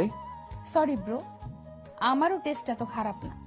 ফালতু কথা বললে এমন মাইট দিব না, সব ভুলে যাবে। অতসী, রেডি হয়েছো? তুমি টাইমে চলে যাচ্ছ তো? অন্তু অপর কণ্ঠ শুনে ইফাজ আমায় ছেড়ে দূরে গিয়ে দাঁড়ায়। আমি টেবিলের উপর থেকে ব্যাগটা নিয়ে বেরিয়ে পড়ি। কোনো রকম এসে শুধু ক্লাসরুমে বসেছি, রুহি অন্য বেঞ্চে বসা। ফার্স্ট ক্লাস শেষ হতেই রুহি আমার বেঞ্চে চলে আসে। কি রে, এতদিন আসলি না কেন? বাসায় একটু প্রবলেম ছিল, এই জন্য। ও, যাচ্ছিস তো কলেজ থেকে পিকনিকে? কোথায় যাচ্ছে? সিলেট। শিওর না, ক্লাসে এত কথা বলিস না, পরে বলবো না। ক্লাস শেষ করে বাইরে বের হতেই দেখি ইফাজ সুমির সাথে দাঁড়িয়ে দাঁড়িয়ে কথা বলছে। আমাকে দেখে আর একটু বেশি গা ঘেঁষে দাঁড়ালো ইফাজ। আমি তাদের সামনে দিয়ে যেতেই সুমি আমাকে পেছন থেকে ডাকে। তোমার নাম অতসী, তাই না? আপনি এতই বলদ, সামান্য নামটাই মনে রাখতে পারেন না। ইরফাজ, দেখছো এই মেয়ে আমার সাথে কিভাবে কথা বলে? না ইফাজ, দেখিনি। ইফাজ কানা। এই মেয়ে এত কথা বলতে বলেছি তোমাকে, তাহলে এত কথা বলো কেন? আমি আপনাকে বলছি যে আমাকে পেছন থেকে ডাকেন, তাহলে আপনি ডাকলেন কেন? ভারী বেয়াদব তো তুমি। আপনি কেমন আদবে ভরপুর তা আমার জানা আছে। তোমার এত কথা শুনতে ডাকিনি। কলেজ পিকনিকে যাচ্ছ নাকি? আমি আর ইফাজ তো যাচ্ছি, তাই না ইফাজ? হ্যাঁ। আপনারা জাহান্নামে যান, আমি কি করব? না, কাউকে ম্যানেজ করতে পারছি না তো আমাদের পিক তুলে দেওয়ার জন্য। তুমি যদি যাও তো এই দায়িত্বটা তোমাকে দিব। আপনাকে পিক তোলার দায়িত্ব দিলে লাথি দিয়ে পানিতেও ফেলে দিতে পারি। কথাটা বলেই চলে আসলাম। মনে মনে ভাবলাম ইফাজ বজ্জাতের বিচারটা করতে হবে। বাসায় ঢুকে দেখলাম আমার শ্বশুর আব্বু আমার আগে হাজির। সালাম দিয়ে উপরে যাবে, তখনই বলল, অতসীমা, রেডি হয়ে এসো, তোমাকে আর অন্তুকে নিয়ে শপিংয়ে যাব। দুদিন পর তো পিকনিকে যেতে হবে। আমার 2 মেয়েকে জামা কাপড় কিনে দিতে হবে না? শপিং করতে আমারও খুব ভালো লাগে। বাবা, আমি রেডি হয়ে আসছি। আমি উপরে চলে আসলাম, ড্রেস চেঞ্জ করে একটা গাউন পরে নিলাম, সাথে মাথায় হিজাব পরলাম। রেডি হয়ে বাবার সাথে দেখা করতে গেলাম। আমার বিয়ের পর থেকে বাবাকে আর ওই বাসায় যেতে দেইনি। বাবার থেকে বিদায় নিয়ে নিচে আসতেই দেখি সবাই রেডি, সাথে ইফাজও আছে। ইভাস, তুই অতসীকে বাইক দিয়ে নিয়ে আস, আমি অন্তুকে আর তোর মাকে নিয়ে আসছি। আমি আর কিছু বলতে পারলাম না। ইফাজ আমার দিকে তাকিয়ে শয়তানি একটা হাসি দিল। এই হাসি দিয়েছে মানে মনে মনে শয়তানি বুদ্ধি আছে। কি বদরানি, সকালে আমার মুখে লবণ দেওয়ার কথা মনে আছে? কথাটা বলেই আমার দিকে এগিয়ে আসতে থাকে। আর এক পা এগিয়ে আসলে এমন জোরে চিৎকার করব সবাই ভেতরে চলে আসতে বাধ্য হবে। আমি জানি এটা তোমার গলা না, মাইক। যদি কখনো মাইক না আবিষ্কার হতো তাহলে তোমাকে দিয়েই মাইকের কাজ চালানো হতো। আমি ইফাজের দিকে তাকাতেই ইফাজ বাইরে চলে গেল। আস্তে আস্তে দরজা আটকিয়ে বাইরে বের হতেই দেখতে পেলাম ইফাজ বাইক স্টার্ট দিয়ে দাঁড়িয়ে আছে। আমি গিয়ে বসতেই এত স্পিডে গাড়ি চালাতে শুরু করলো যে চোখ মেলে ভালো করে তাকাতে পারছি না। এত করে বললাম যে গাড়ি আস্তে চালানোর জন্য, কিন্তু বদলোকটা শুনলই না। শপিং মলের সামনে সবাই আমাদের জন্য দাঁড়িয়ে আছে। ইফাজ বাইকটা পার্কিং এ রেখে আমার সাথে হাঁটতে থাকে। কেমন লাগলো? যাওয়ার সময় আপনার সাথে আমি যাব না। তুমি না যেতে চাইলেও আলগা প্রেম দেখিয়ে তোমাকে আমি নিয়েই যাব। আপনি সুমিকে নিয়ে যান। সে সময় হলে নিয়েই যাব, তোমাকে এটা নিয়ে ভাবতে হবে না। শপিং শেষ হতে হতে বেশ রাত হয়ে যায়। আমি যখন আব্বুর গাড়িতে উঠতে যাব ঠিক তখনই ইফাজ এসে হাত ধরে ফেললো। তুমি আমার সাথে এসেছো, আমার সাথে যাবে। না, আমি আপনার সাথে যাব না। এই গাড়িতে এত মানুষ জায়গা হবে না। অন্তু আপু এসে বলল, চল, তোর সাথে আমিও যাচ্ছি। আমি দ্রুত গিয়ে গাড়িতে উঠে বসি। বাসায় আসতেই আমি ফ্রেশ হয়ে বড্ড ক্লান্ত লাগছে, তাই বিছানায় একটু বসলাম। আস্তে আস্তে বেশ ঘুম পেতে শুরু করলো। না চাইতেও চোখ লেগে গেল। ইফাত রুমে ঢুকতেই দেখলো অতসী ঘুমিয়ে আছে। ইফাত সাথে সাথে অতসীর হাত ধরে টেনে ফ্লোরে নামিয়ে বলল, ভাবছো কি কালকে যে বললাম সব ভুলে গেলে? অবশ্য তোমার মতো মেয়ের থেকে এর থেকে বেশি কি আশা করা যায়? আমি ইফাজের বলা কথাগুলো সব মাথায় উপর দিয়ে গেল। ঘুমের রেশ কাটতেই বুঝতে পারলাম তার বিছানায় শোয়াতে এমন নিকৃষ্ট ব্যবহার। কোন রকম উঠে বললাম, ইচ্ছে করে আপনার বিছানায় ঘুমাতে চাই না মিস্টার ইফাজ। মানুষকে মানুষ মনে করতে শিখুন, এমন জানোয়ারের মতো ব্যবহার পরিহার করুন। সাথে সাথে ইফাজ আমাকে একটা থাপ্পড় মারতে আসলে আমি হাতটা ধরে ফেলি। হাতটা আমার থেকে ছাড়িয়ে নিয়ে বলল, তুই জানোয়ার কাকে বলছস? তোর সাথে ভালো ব্যবহার করি তাই কি খুব পাকনা গজিয়ে গেছে? আপনার মতো লোকের সাথে কথা বলার রুচি নাই। নিচে বিছানা করে শুয়ে পড়লাম। এত ঘুম পাচ্ছে কেন তা কিছুতেই বুঝতে পারছি না। সকালে ঘুম থেকে আগে আগে উঠে আমি নাস্তা বানিয়ে ফেললাম। মাকে এমন কাজ করতে দেখলে আমার বড্ড খারাপ লাগে। নাস্তার টেবিলে সুন্দর করে সাজিয়ে গোসল করে চলে গেলাম। গুটি গুটি পায়ে হেঁটে যখন কলেজ ক্যাম্পাসে ঢুকলাম ঠিক তখনই সুমি এসে বলল, কালকে তো খুব তেজ নিয়ে কথা বলেছিলে, আর ইফাজের সাথে কি প্রেম করতে চাস নাকি? কাল কথা বলার সাথে বারবার ওর দিকে তাকাচ্ছিলে। আমার কোনো মুড নাই আপনার সাথে কথা বলার, পথ ছেড়ে দাঁড়ান। আমি চলে যেতে নিলে সুমি আবার আমাকে আটকানোর চেষ্টা করে। বেশ বিরক্ত লাগছে ব্যাপারগুলো। এই মেয়ে কেন আমার সাথে এমন করে? আর ইফাজ আসুক, এর একটা বিহিত করতে হবে। কাল রাত থেকে মনটা বেশ খারাপ। ইফাজের ব্যবহার বারবার আমাকে ভাবাচ্ছে। ক্লাসে গিয়ে কোনো কথা বললাম না, চুপচাপ ক্লাস করে বেরিয়ে গেলাম। ইফাজকে দূরে দেখে ইফাজের সামনে গিয়ে দাঁড়ালাম। সুমিও সেখানে ছিল। আপনার আর আমার সম্পর্কটা সবার সামনে বলুন। মানুষের এসব কথা আমি আর শুনতে পারবো না। এই মেয়ে, এখন কি ইফাজকে ফাঁসানোর চেষ্টা করছো না? ইফাজ কিন্তু আমাকে ভালোবাসে, তাই না ইফাজ? ইফাজ আপনাকে ভালোবাসে নাকি আপনাদের বাচ্চা আছে ওইটা আমার কোনো সমস্যা নেই। এখান থেকে দূরে সরো। ইফাজের সাথে তোমার কি সম্পর্ক থাকবে? কথাটা বলেই আমাকে একটা ধাক্কা মারে সুমি। আমি নিজের জায়গা থেকে কিছুটা দূরে সরে গেলাম। ইফাজকে উদ্দেশ্য করে শুধু এটা বললাম, আপনি কি কিছুই বলবেন না? এদিকে অতসী আর কোনো কথা বলল না। চলে আসতে নিলেই ইফাজ পেছন থেকে কয়েকবার ডাকলো। বাইক নিয়ে দ্রুত ইফাজ অতসীর সামনে আসে। মা বলেছে তোমাকে নিয়ে যেতে। কোন অধিকারে আমাকে নিয়ে যেতে এসেছেন? জানি না। তাহলে আমিও আপনার সাথে যাব না। রাস্তার সব মানুষ দেখছে। তো আমি কি করব? অতসী জেদ করো না প্লিজ। আপনি আর আমার সামনে আসবেন না। কথাটা বলেই অতসী রাস্তা ক্রস করতে নিলে একটা ট্রাক এসে ধাক্কা মারতেই অতসী ছিটকে গিয়ে অন্য একটা দূরে গিয়ে পড়ে। ইফাজ কয়েকটা মুহূর্তের জন্য থমকে যায়। চোখের সামনে অতসীর অ্যাক্সিডেন্ট দেখে কিছুক্ষণের জন্য বাকরুদ্ধ হয়ে পড়ে। ইফাজ দৌড়ে গিয়ে অতসীকে কোলে নেয়। রক্ত পুরো জামা কাপড় ভরে যায় ইফাজের। মুখে এত রক্ত মাখা ছিল যে মুখটা ভালোভাবে বোঝা যাচ্ছিল না। হসপিটালে ইফাজের পরিবার সবাই চলে এসেছে। অনিতা বেগম এসে ছেলেকে সজোরে থাপ্পড় মারে। ইফাজ একবারের জন্য মায়ের দিকে ফিরে তাকায়নি, নিচের দিকে এক দৃষ্টিতে তাকিয়ে আছে। আমি অতসীর দায়িত্ব তোকে দিয়েছিলাম ইফাজ, কি করেছিস তুই? এত কেয়ারলেস তুই, আমি আগে জানতাম না। আমার সামনে থেকে চলে যা। মা আমি বুঝতে পারিনি এমন হবে। তুই কি বুঝতে পারিসনি? মেয়েটার সাথে সবসময় পায়ে পা লাগিয়ে ঝগড়া না করলে তো তোর হতো না। এখন অবশ্যই খুশি হয়েছিস। একটা মেয়ে বিয়ের পর তার স্বামী ভালো হোক এটা চাই, আর তুই একটা অমানুষ। এদিকে ইফাজ প্রতিউত্তরে একটা টু শব্দও করে না। ডক্টর বের হলে ইফাজ দ্রুত গিয়ে জিজ্ঞেস করে, অতসী কেমন আছে ডক্টর? যেমনটা আশা করেছিলাম তেমন কিছু হয়নি। আল্লাহর কাছে শুকরিয়া আদায় করুন, উনি এখন বিপদমুক্ত আছে। ডক্টর দেখা করতে পারবো কি? না, 2 ঘন্টা পর বেডে শিফট করবে, তখন শুধু একজন দেখা করতে পারবেন। ইফাস, জানিস তো বাননের গলায় মুক্তার মালা মানায় না।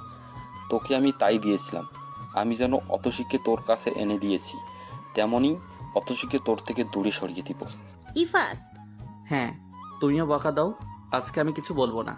জানি দোষটা আমার দোষ না হলেও এসবের জন্য আমি দায়ী। অতীত, বর্তমান, ভবিষ্যতে এই 3 নিয়েই আমাদের জীবনের পথ চলা। অতীতকে আঁকড়ে ধরে বাঁচতে চাইলে বর্তমান কেবলই বিষাক্ত কালো ধোঁয়ার মতো জীবন পার করতে হবে। আপু আমি চাই না অন্তত আজকের দিকে পৃথার কথা বলো। এমনি অনেক টেনশনে আছি। পৃথা তোমার অতীত, অতসী তোমার বর্তমান। আল্লাহ যা করে ভালোর জন্যই করে, এই বিশ্বাস আছে তো? বাকি জীবনটা না হয় অতসী নামে লিখে দাও। কথা দিচ্ছি, এতে তোমার অনেক বড় ক্ষতি হবে না, বরং জীবনে সেই আগের হাসি আনন্দ খুঁজে পাবে যা হারিয়েছো নিছক এক ভুল পথে।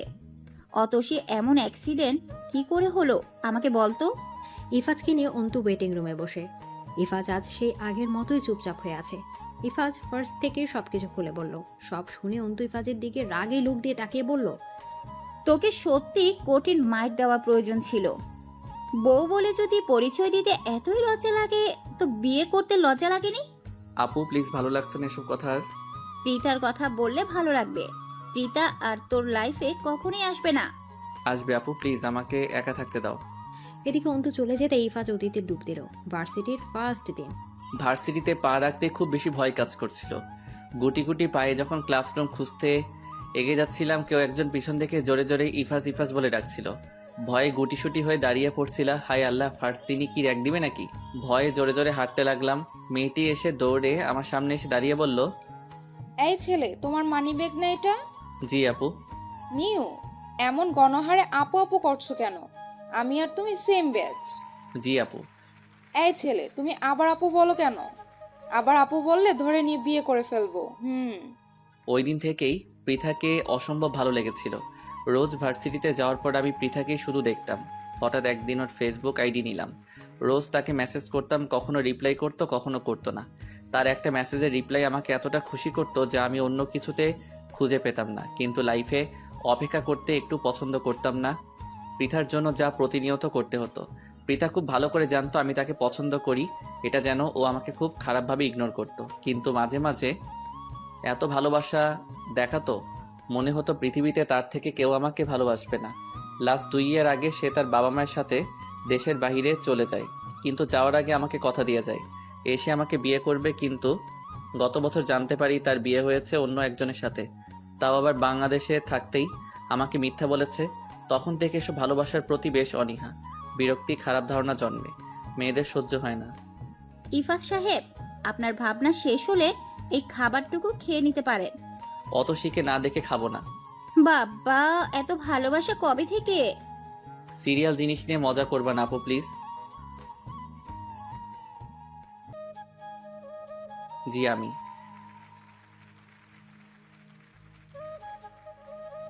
আমি অতসীর হাজবেন্ড। এদিকে নার্স আর কিছু না বলে ইফাজকে কেবিনে ঢুকতে দেয়। কেবিনে ঢুকতেই অতসীর মুখের দিকে চোখ যেতেই নিজেকে বড় অপরাধী মনে হচ্ছিল। সাইডে থাকা চেয়ারটা টেনে অতসীর পাশে বসে অতসীর হাতটা ধরতে অতসীর চোখ মেলে তাকালো। অতসী বুঝতে পেরে তার হাতটা ছড়িয়ে নেয়। মুখটা ডান দিকে কাপা কাপা স্বরে বলল, আপনার মুখখানা না দেখলে খুশি হব। জানি আমি খুব কষ্ট দেই তোমাকে। এসব আমি শুনতে চাই না, প্লিজ আপনি চলে যান। অতসী আমি কিছু বলতে আসিনি আপাতত, কিন্তু তুমি সুস্থ হওয়ার পর অনেক কথা আছে, সব বলবো। আপনি যেতে পারেন। এখন কেমন লাগছে এইটুকু বলো। অসহ্য লাগছে, প্লিজ যান। এত উত্তেজিত হচ্ছে কেন? আমি চলে যাচ্ছি, প্লিজ শান্ত হও। এদিকে চলে যাচ্ছে কথাটা শুনে কিছুক্ষণ পর অতসী বাম দিকে ফিরে তাকাতে দেখে ইফাজ এক দৃষ্টিতে অতসীর দিকে তাকিয়ে আছে। অতসীর সাথে সাথে অন্যদিকে ফেলে যায়। এমন ইফাজের চোখে চোখ পড়বে তা অতসী বুঝতে পারেনি। ইফাজ কেবিন থেকে বের হয়েই আবার ওয়েটিং রুমে গিয়ে বসে। এই সবাই আজকে এত কিছু বলছে, একবারও রিয়াক্ট করেনি। নিজের অপরাধ ভেতর থেকে নিজেকে কুড়ে কুড়ে খাচ্ছে। ইফাত, চল আমরা বাড়িতে যাই। মা এখন এখানেই থাকুক। আপু যাও, তুমি এখন যেতে ইচ্ছে করছে না? চলেন ভাই, এভাবে না খেয়ে বসে থাকলে অসুস্থ হয়ে পড়বেন, তখন আর বউয়ের রাগ ভাঙাতে পারবেন না। এদিকে ইফাজ অন্তুর কথা শুনে মুচকি হেসে দিল, কিন্তু ইফাজকে নিয়ে বাসায় চলে যায়। ইফাজ গোসল করতে গিয়ে শার্টের দিকে তাকিয়ে আছে। এখনো অতসীর রক্ত শার্টে লেগে আছে। 2 সপ্তাহের মতো দিন কাটলো আজকে। এত অপরাধী বোধ নিয়ে কি বেঁচে থাকা যায়? অন্তু খাবার ইফাজের রুমে দিয়ে দেয়। ইফাজ গোসল সেরে অল্প একটু খাবার খেয়ে আবার রেডি হয়ে বের হয়ে যায় হসপিটালের উদ্দেশ্যে। ইফাজ হসপিটাল গিয়ে বেশ কয়েকবার অতসীর সাথে কথা বলার ট্রাই করে, কিন্তু অতসী বারবার একই কথা বলে দেয়, ইফাজের সাথে কথা বলতে ইচ্ছুক না। 1 সপ্তাহ পর আজ অতসী বাসায় ফিরল। আগের থেকে এখন অনেকটা সুস্থ। বাসায় এসে নিজের বাবার রুমে চলে যায়। বাবার সাথে কথা বলে রুমে ঢুকতে দেখে ইফাজ অতসী জামা কাপড়গুলো আলমারিতে রাখছে। আমার জামা কাপড় ওইখানে না রাখলেই খুশি হব। ওষুধ খেয়ে একটু রেস্ট নাও। আপনাকে জ্ঞান দিতে বলি নাই। অতসী এবার কি? কিন্তু আমার উপর টর্চারটা বেশি হয়ে যাচ্ছে। কে আবার আপনাকে টর্চার করলো? এই গত কয়েকটা দিন তুমি আমার সাথে ভালো করে কথা বলো নাই, কোনো কথা জিজ্ঞেস করলে উত্তর দিতে না, আমার সাথে ভালো করে কথা বলো না, এগুলো আমাকে মেন্টালি প্রেশার ক্রিয়েট করছে। এতদিন আমার সাথে যা করেছে ওইটা কি ছিল? আর কিভাবে ক্ষমা চাইলে আমাকে ক্ষমা করতে পারবা বলবা প্লিজ? নিতে পারছি না এসব। আমি কোনো কথা না বলে নিচে চলে গেলাম। রাত প্রায় 12টা বেজে গেছে। আমি এখনো নিচে বসে আছি। বেশ কয়েকবার ইফাত আমাকে ডেকেছে, কিন্তু আমি এক জায়গাতেই বসে আছি। তা অতসী ম্যাম, আপনি আর কতক্ষণ এই সিনটা চালাবেন? কিসের সিন? রুমে চলো। আমার এখানেই ভালো লাগছে। কোলে করে নিয়ে যাব নাকি নিজেই পায়ে হেঁটে যাবে? এত ঢং দেখাতে আসবেন না। আমার কথা বিশ্বাস করো নাই তাই তো? আপনার কোনো কিছুই আমি বিশ্বাস করি না। এদিকে কথাটা মুখ থেকে বের করার সাথে সাথে ইফাজ আমাকে কোলে নিয়ে হাঁটা শুরু করলো। এই বদলোক নামান আমাকে। উফ, এই কদিন তোমার এই বদলোক নামটা বেশ মিস করছিলাম। নামান, না হয় চিল্লাবো। আমি কি বাহিরের কোনো মেয়েকে কোলে নিয়েছি নাকি নিজের বউকে নিয়েছি? তো তো কি হয়েছে, আমি কিন্তু চিল্লাবই। ও আচ্ছা, রুমে চলে এসেছি, এখন যা ইচ্ছা করো। আপনাকে না বলেছি হুট হাট আমায় টাচ করবেন না। তুমি তো কত কিছুই বলো, সব কথা যেহেতু আমি শুনি না, এটাও শুনবো না। শুনবেন কি করে, দুনিয়ার আপনার মতো বদলোক ছেলে নাই। তোমার মতো ও এমন বদমাই আমি দেখিনি। কি বলছেন আপনি? বিপরীত শব্দ বললাম, বদ ছেলের বিপরীত শব্দ বদমে। আপনার বাংলা ক্লাস নিচ্ছি আমি। কথা কম বলে ঘুমাতে আসো। আমি কথা না বাড়িয়ে নিচে বেড করতে গেলেই ইফাজ আমার হাত ধরে বলল, উপরে শুয়ে পড়ো। না। সরি বললাম তো। সরুন আমার থেকে। আবার কি কোলে করে নিয়ে যাব নাকি? সব সময় এসব ভালো লাগে না। এদিকে ইফাজ হাত ধরে টেনে নিয়ে অতসীকে জোর করে বিছানা শুয়ে দেয়। ইফাজ অতসীর একটা ওড়না দিয়ে অতসীর পা বাঁধে আর হাত ধরে বসে থাকে যেন বিছানা থেকে না নামতে পারে। অতসী ঘুমিয়ে পড়তে ইফাজ পায়ের বাঁধন খুলে দিয়ে শুয়ে পড়ল। সকালে ঘুম থেকে উঠে ফ্রেশ হয়ে অতসী রেডি হয়ে নেয়। কলেজের উদ্দেশ্যে বের হতেই অনিতা বেগম ইফাজের বাইকে করে কলেজে যেতে বলে। অতসীকে নিয়ে কলেজের গেটে পা রাখতেই দেখলো সুমি সামনেই আছে। ইফাজ অতসীর হাত ধরে সুমির সামনে নিয়ে গিয়ে বলল, সুমি ওই দিন জানতে পারিনি, তাই সরি। অতসী আমার বিবাহিতা স্ত্রী। নেক্সট টাইম ওর সাথে কথা বললে ভেবে কথা বলবে। এতদিন এটা বলনি কেন ইফাজ? এতদিন বলার প্রয়োজন মনে করিনি, কিন্তু এখন মনে হচ্ছে না বললেই নয়। বিয়ে করছো তো কি হয়েছে, তুমি অতসীকে ডিভোর্স দিয়ে দাও, তারপর আমরা বিয়ে করে নিব। আমি ইফাজের থেকে হাতটা ছাড়ানোর চেষ্টা করছি, কিন্তু ইফাজ যেভাবে হাত ধরে রেখেছে এতে ছাড়ানো সম্ভব নয়। এসব নাটক দেখতে পারবে না, হাত ছাড়ুন। এত কথা বলো কেন? হ্যাঁ, চুপ করে দাঁড়াও। আচ্ছা দাঁড়াচ্ছি, আপনি হাত ছাড়ুন। ইফাজ হাত ছাড়তেই আমি দ্রুত হেঁটে ক্লাসরুমে চলে গেলাম। ক্লাসে গিয়ে চারদিকে চোখ বুলিয়ে দেখলাম রুহি নেই। রুহি আজকে আসেনি হয়তো। অন্য কথা মাথা থেকে বাদ দিয়ে ক্লাসে মন দিলাম। ইফাজ, তুমি কি করে এই বেয়াদব মেয়েটাকে বিয়ে করলে? সুমি ফার্স্টেই বলেছি অতসী আমার বউ, তাই কোনো কথা বলার দুবার ভাববে। ইরফাজ শোনো, আমি সব মেনে নিব, তুমি অতসীকে ডিভোর্স দিয়ে আমাকে বিয়ে করো। এটা সম্ভব না। তোমার ক্লাস শুরু হয়েছে, হয়তো ক্লাসে যাও, ফালতু কথা বলবা না সুমি। আহা, এগুলো বাদ দাও ইরফাজ, তুমি ভয় পাচ্ছ কেন? তুমি আমার সাথেও সম্পর্ক রাখবে, অতসীর সাথেও। সময় হলে অতসীকে ডিভোর্স দিয়ে দিবে। তোমার মতো মেয়েদের জন্যই অনেকের সুখের সংসার ভাঙছে। এতটা নিচে কিভাবে নামো? ইরফাজ, আমি তোমাকে চাই, এতে যদি আরো নিচেও নামতে হয় তাতেও আমার কোনো সমস্যা নেই। এদিকে ইফাজ রেগে বাইক নিয়ে বেরিয়ে যায়। ক্লাস শেষে বের হতেই গেটের কাছে ইফাজকে দেখলাম। আমি দেখেও না দেখার ভান করে সোজা হাঁটা শুরু করলাম। ইফাজ বাইক নিয়ে পিছু নেয়। অতসী আবার শুরু করলে? কি শুরু করলাম? মা বলছে তোমাকে নিয়ে যেতে, আমি কখন থেকে ওয়েট করতেছি। আপনার সাথে আমি যাব না, চলে যান। আচ্ছা, আমার সাথে যেতে হবে না, আমি রিক্সা ডেকে দিচ্ছি।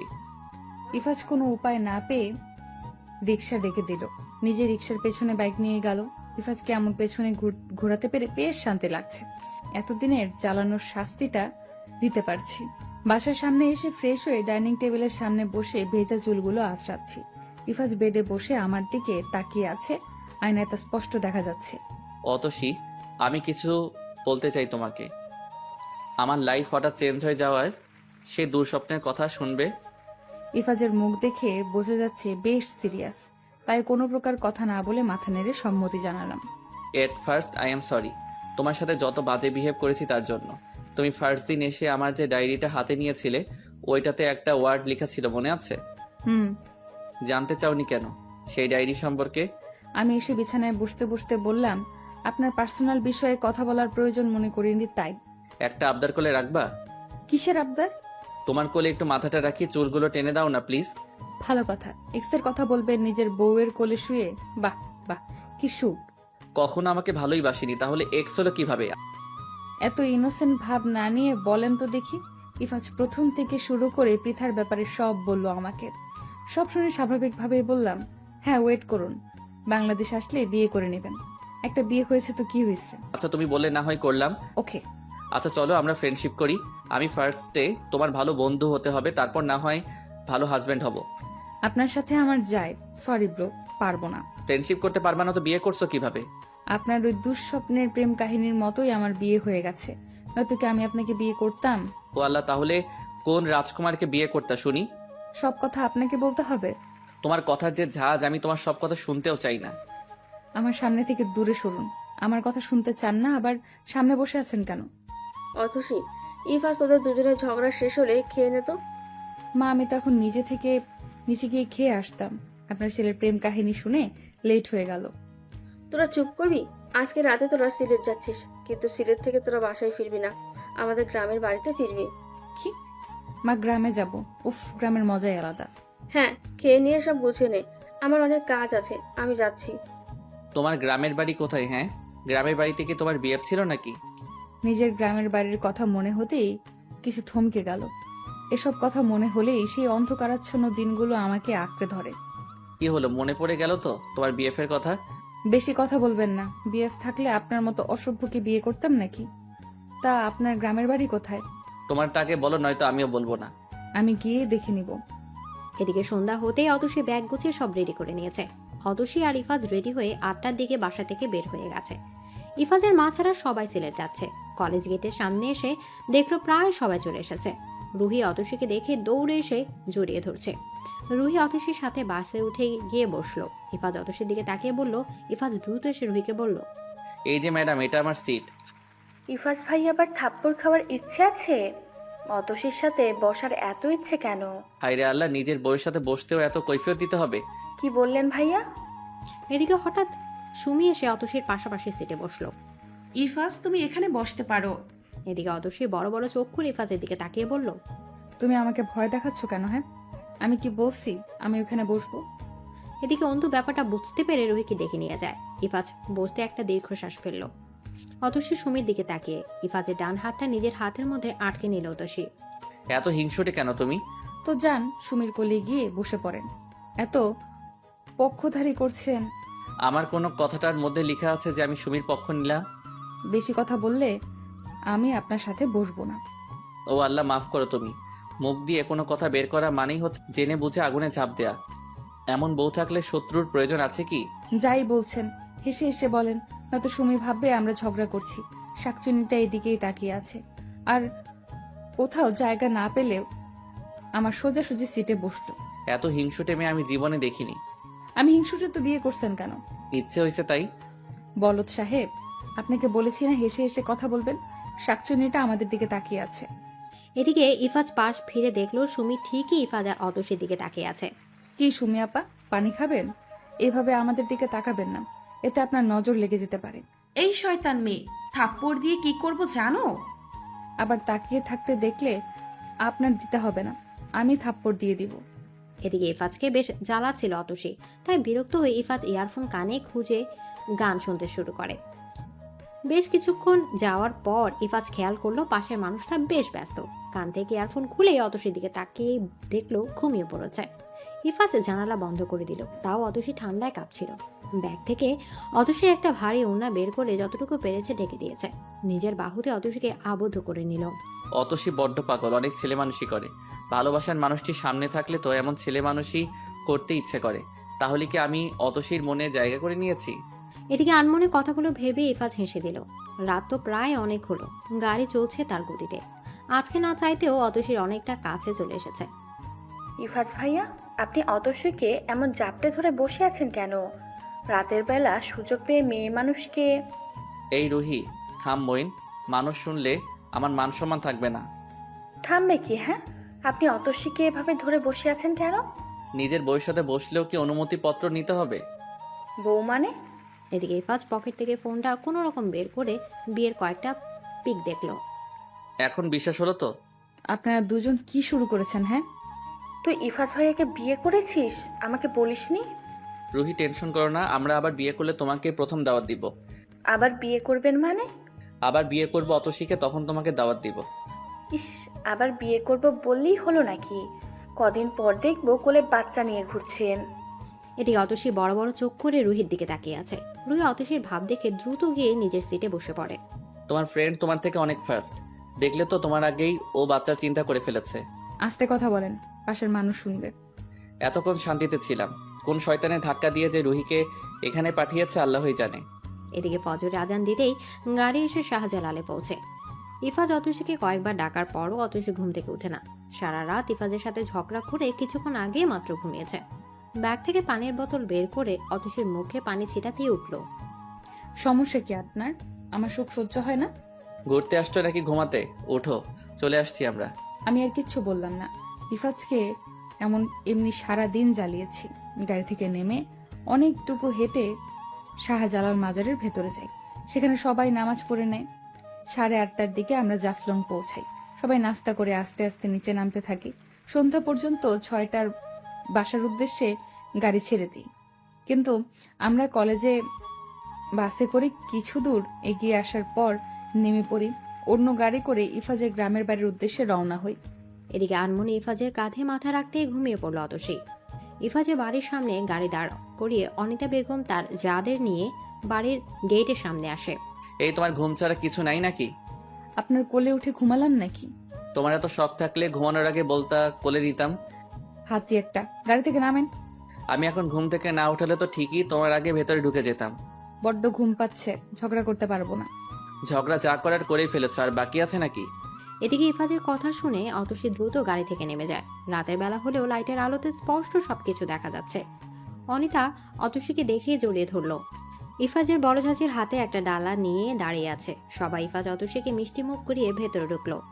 সকালবেলা জানলার ফাঁকে দমকা হাওয়ার সাথে হালকা বৃষ্টি এসে মুখে পড়তেই ঘুম ভেঙে গেল।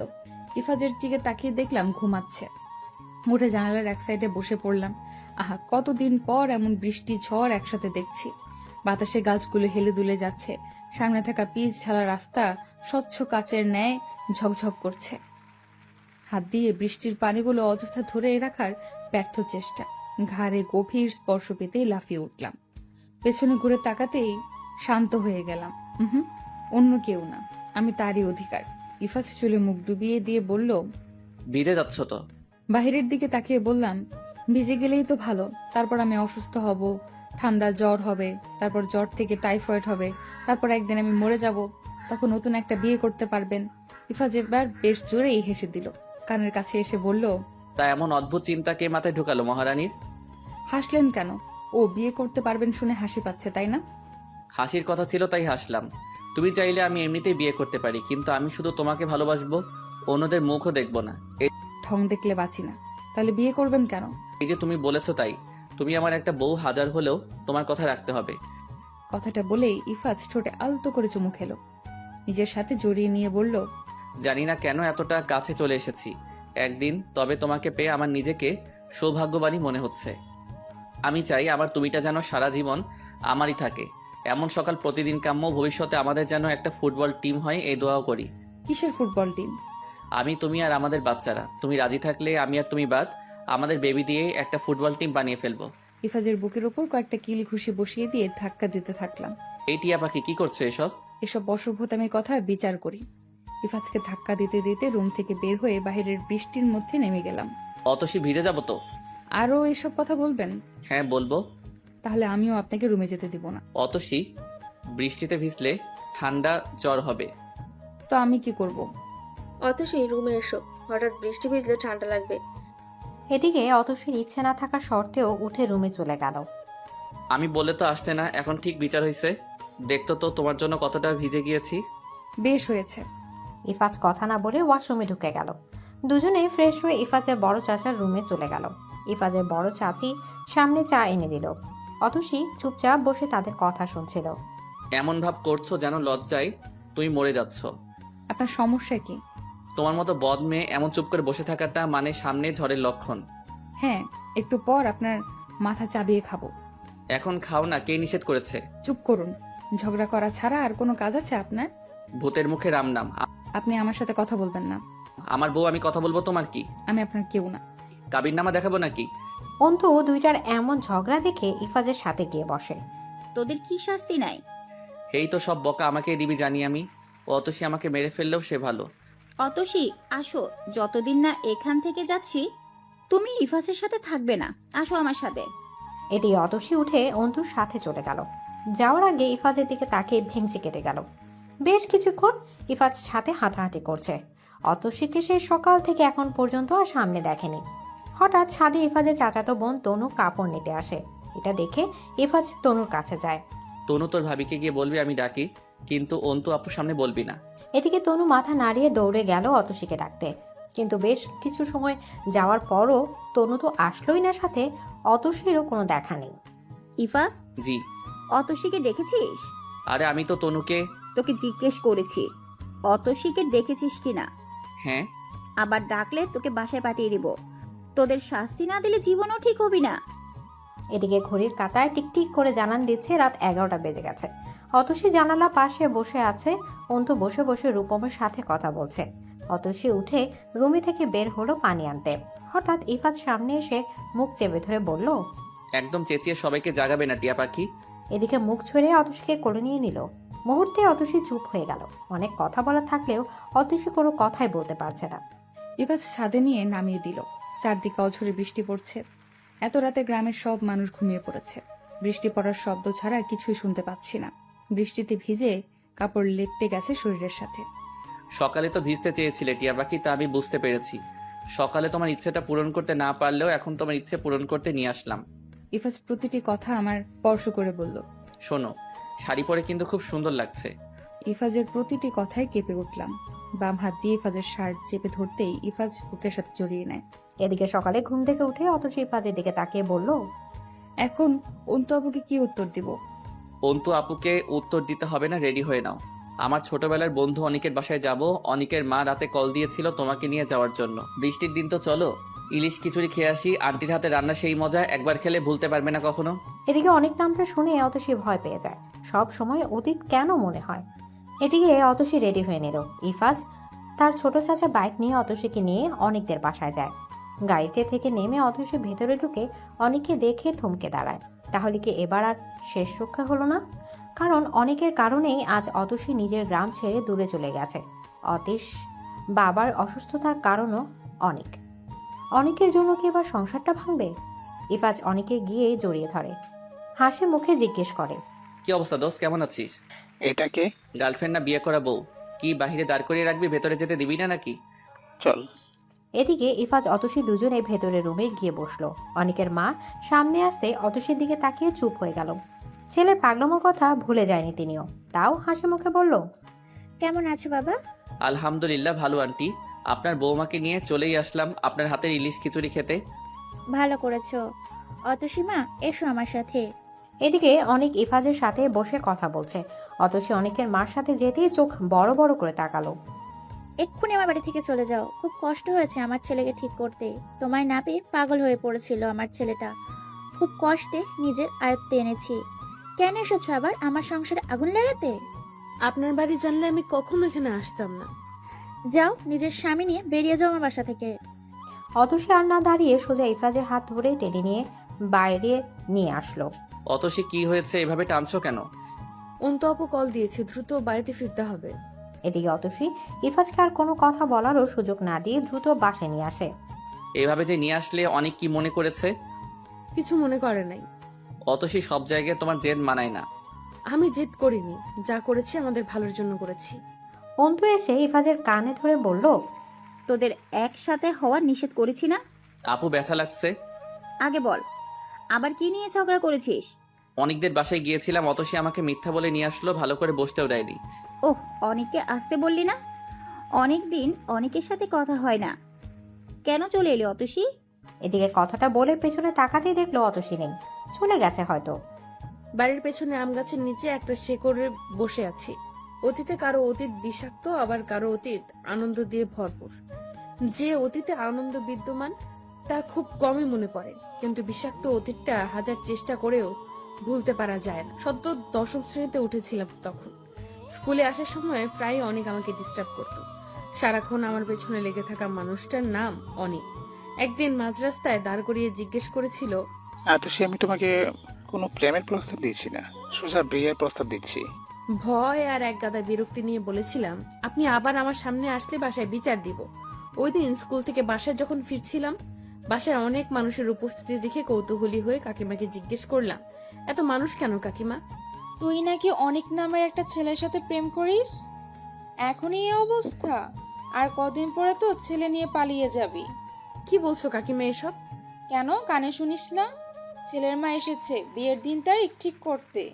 জানি কাকিমা আমার কথা বিশ্বাস করবে না, তাই দ্রুত বাবার কাছে চলে গেলাম। বাবাকে সব খুলে বললাম।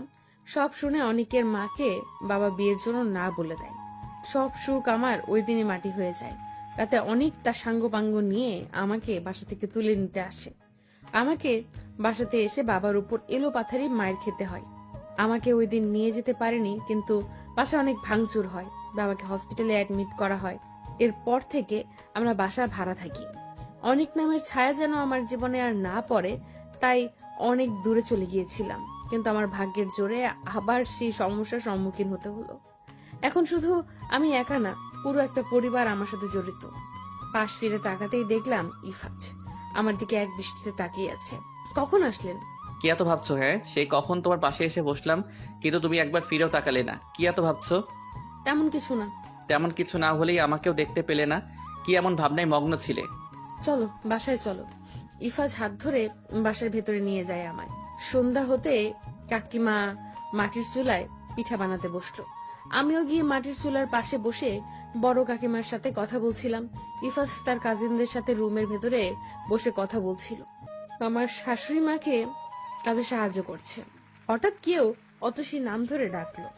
কাকিমা আমি দুজনে ডাক শুনে তাকালাম, কিন্তু কাউকে দেখতে পেলাম না, কারণ মেন গেটের বাহির থেকে কেউ ডেকেছে। অতসী বাইরে যেতেই অতসীর মুখ চেপে ধরে, কিছুক্ষণের মধ্যে জ্ঞান হারিয়ে ফেলে। ইফাজ বেশ কিছুক্ষণ পর রুম থেকে বের হয় অতসীকে খুঁজে, কিন্তু কোথাও পায় না অতসীকে। বড় কাকিমা সবটাই বলল তখন কি হয়েছে। সাথে সাথেই ইফাজের ফোনে কল আসে। এদিকে ইফাজ খুব ভয় পেয়ে যায়, কিন্তু 1 মিনিটও দেরি না করে ছেলেটা দেয়া ঠিকানার উদ্দেশ্যে রওনা হয়। জ্ঞান ফিরতে সুন্দর একটি রুমে নিজেকে আবিষ্কার করতে সক্ষম হয় অতসী। অতসীর শোয়া থেকে উঠেই অনেকের মাকে দেখতে পেল।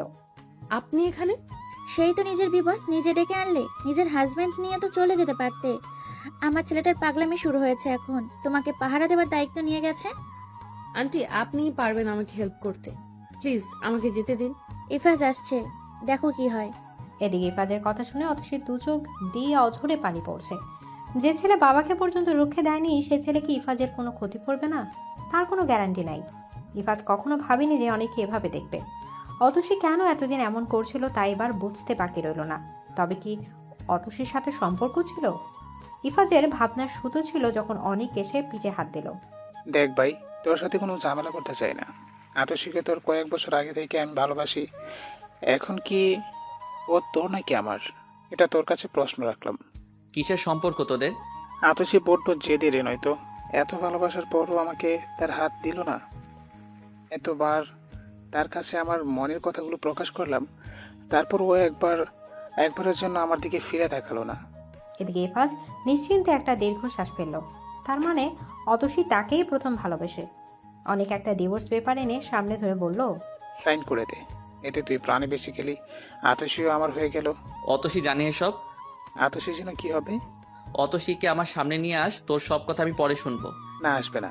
আতসী তোর সামনে। তার নিজের মুখে বলেছে। আমার মুখ দিয়ে বলেছি, এতে তোর হয় না?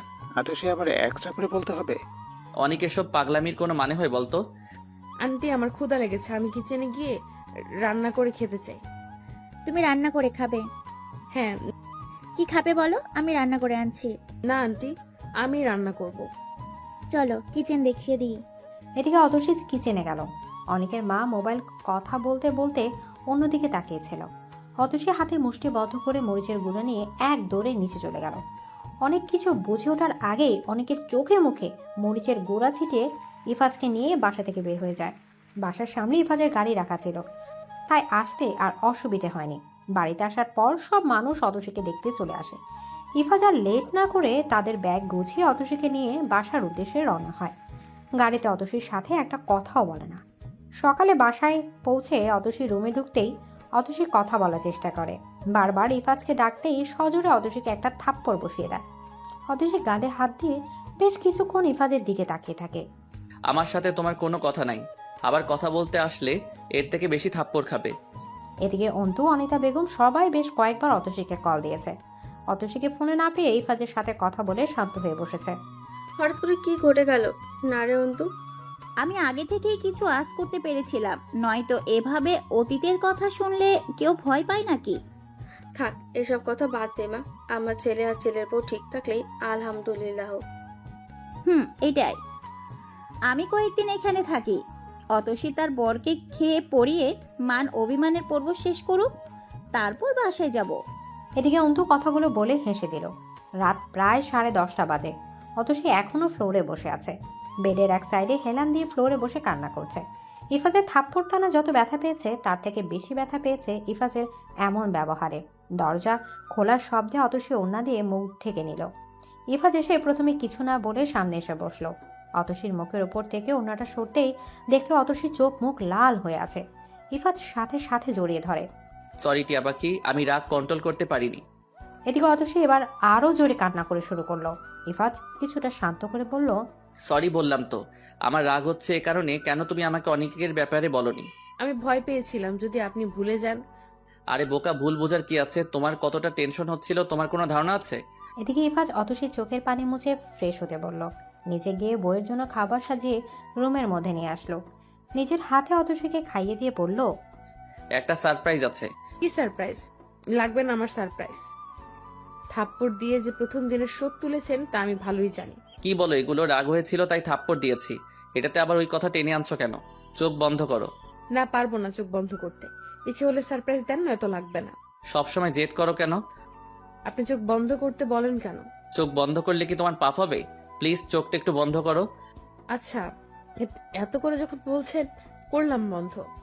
এদিকে ইফাজ অতসীকে একটি রুমে নিয়ে গেল। চোখ খুলতে দেখলো বেশ কতগুলো মোমবাতি জ্বলছে। ঝাপসা আলো ওই রুমটা সাজানো তা বোঝাই যাচ্ছে। হঠাৎ লাইট জ্বলে উঠলো, সাথে সাথে রুহি সহ ইফাজের কতগুলো ফ্রেন্ড হ্যাপি বার্থডে বলে অতসীর সামনে কেক নিয়ে আসলো। ইফাজের দিকে তাকাতে অতসীর বাবার দিকে চলে যায় ইফাজ। আঙ্কেল আমাকে বলেছিল আজকে তোমার বার্থডে, কিন্তু আমি তোমাকে বলিনি। চলো চলো কেক কাটি।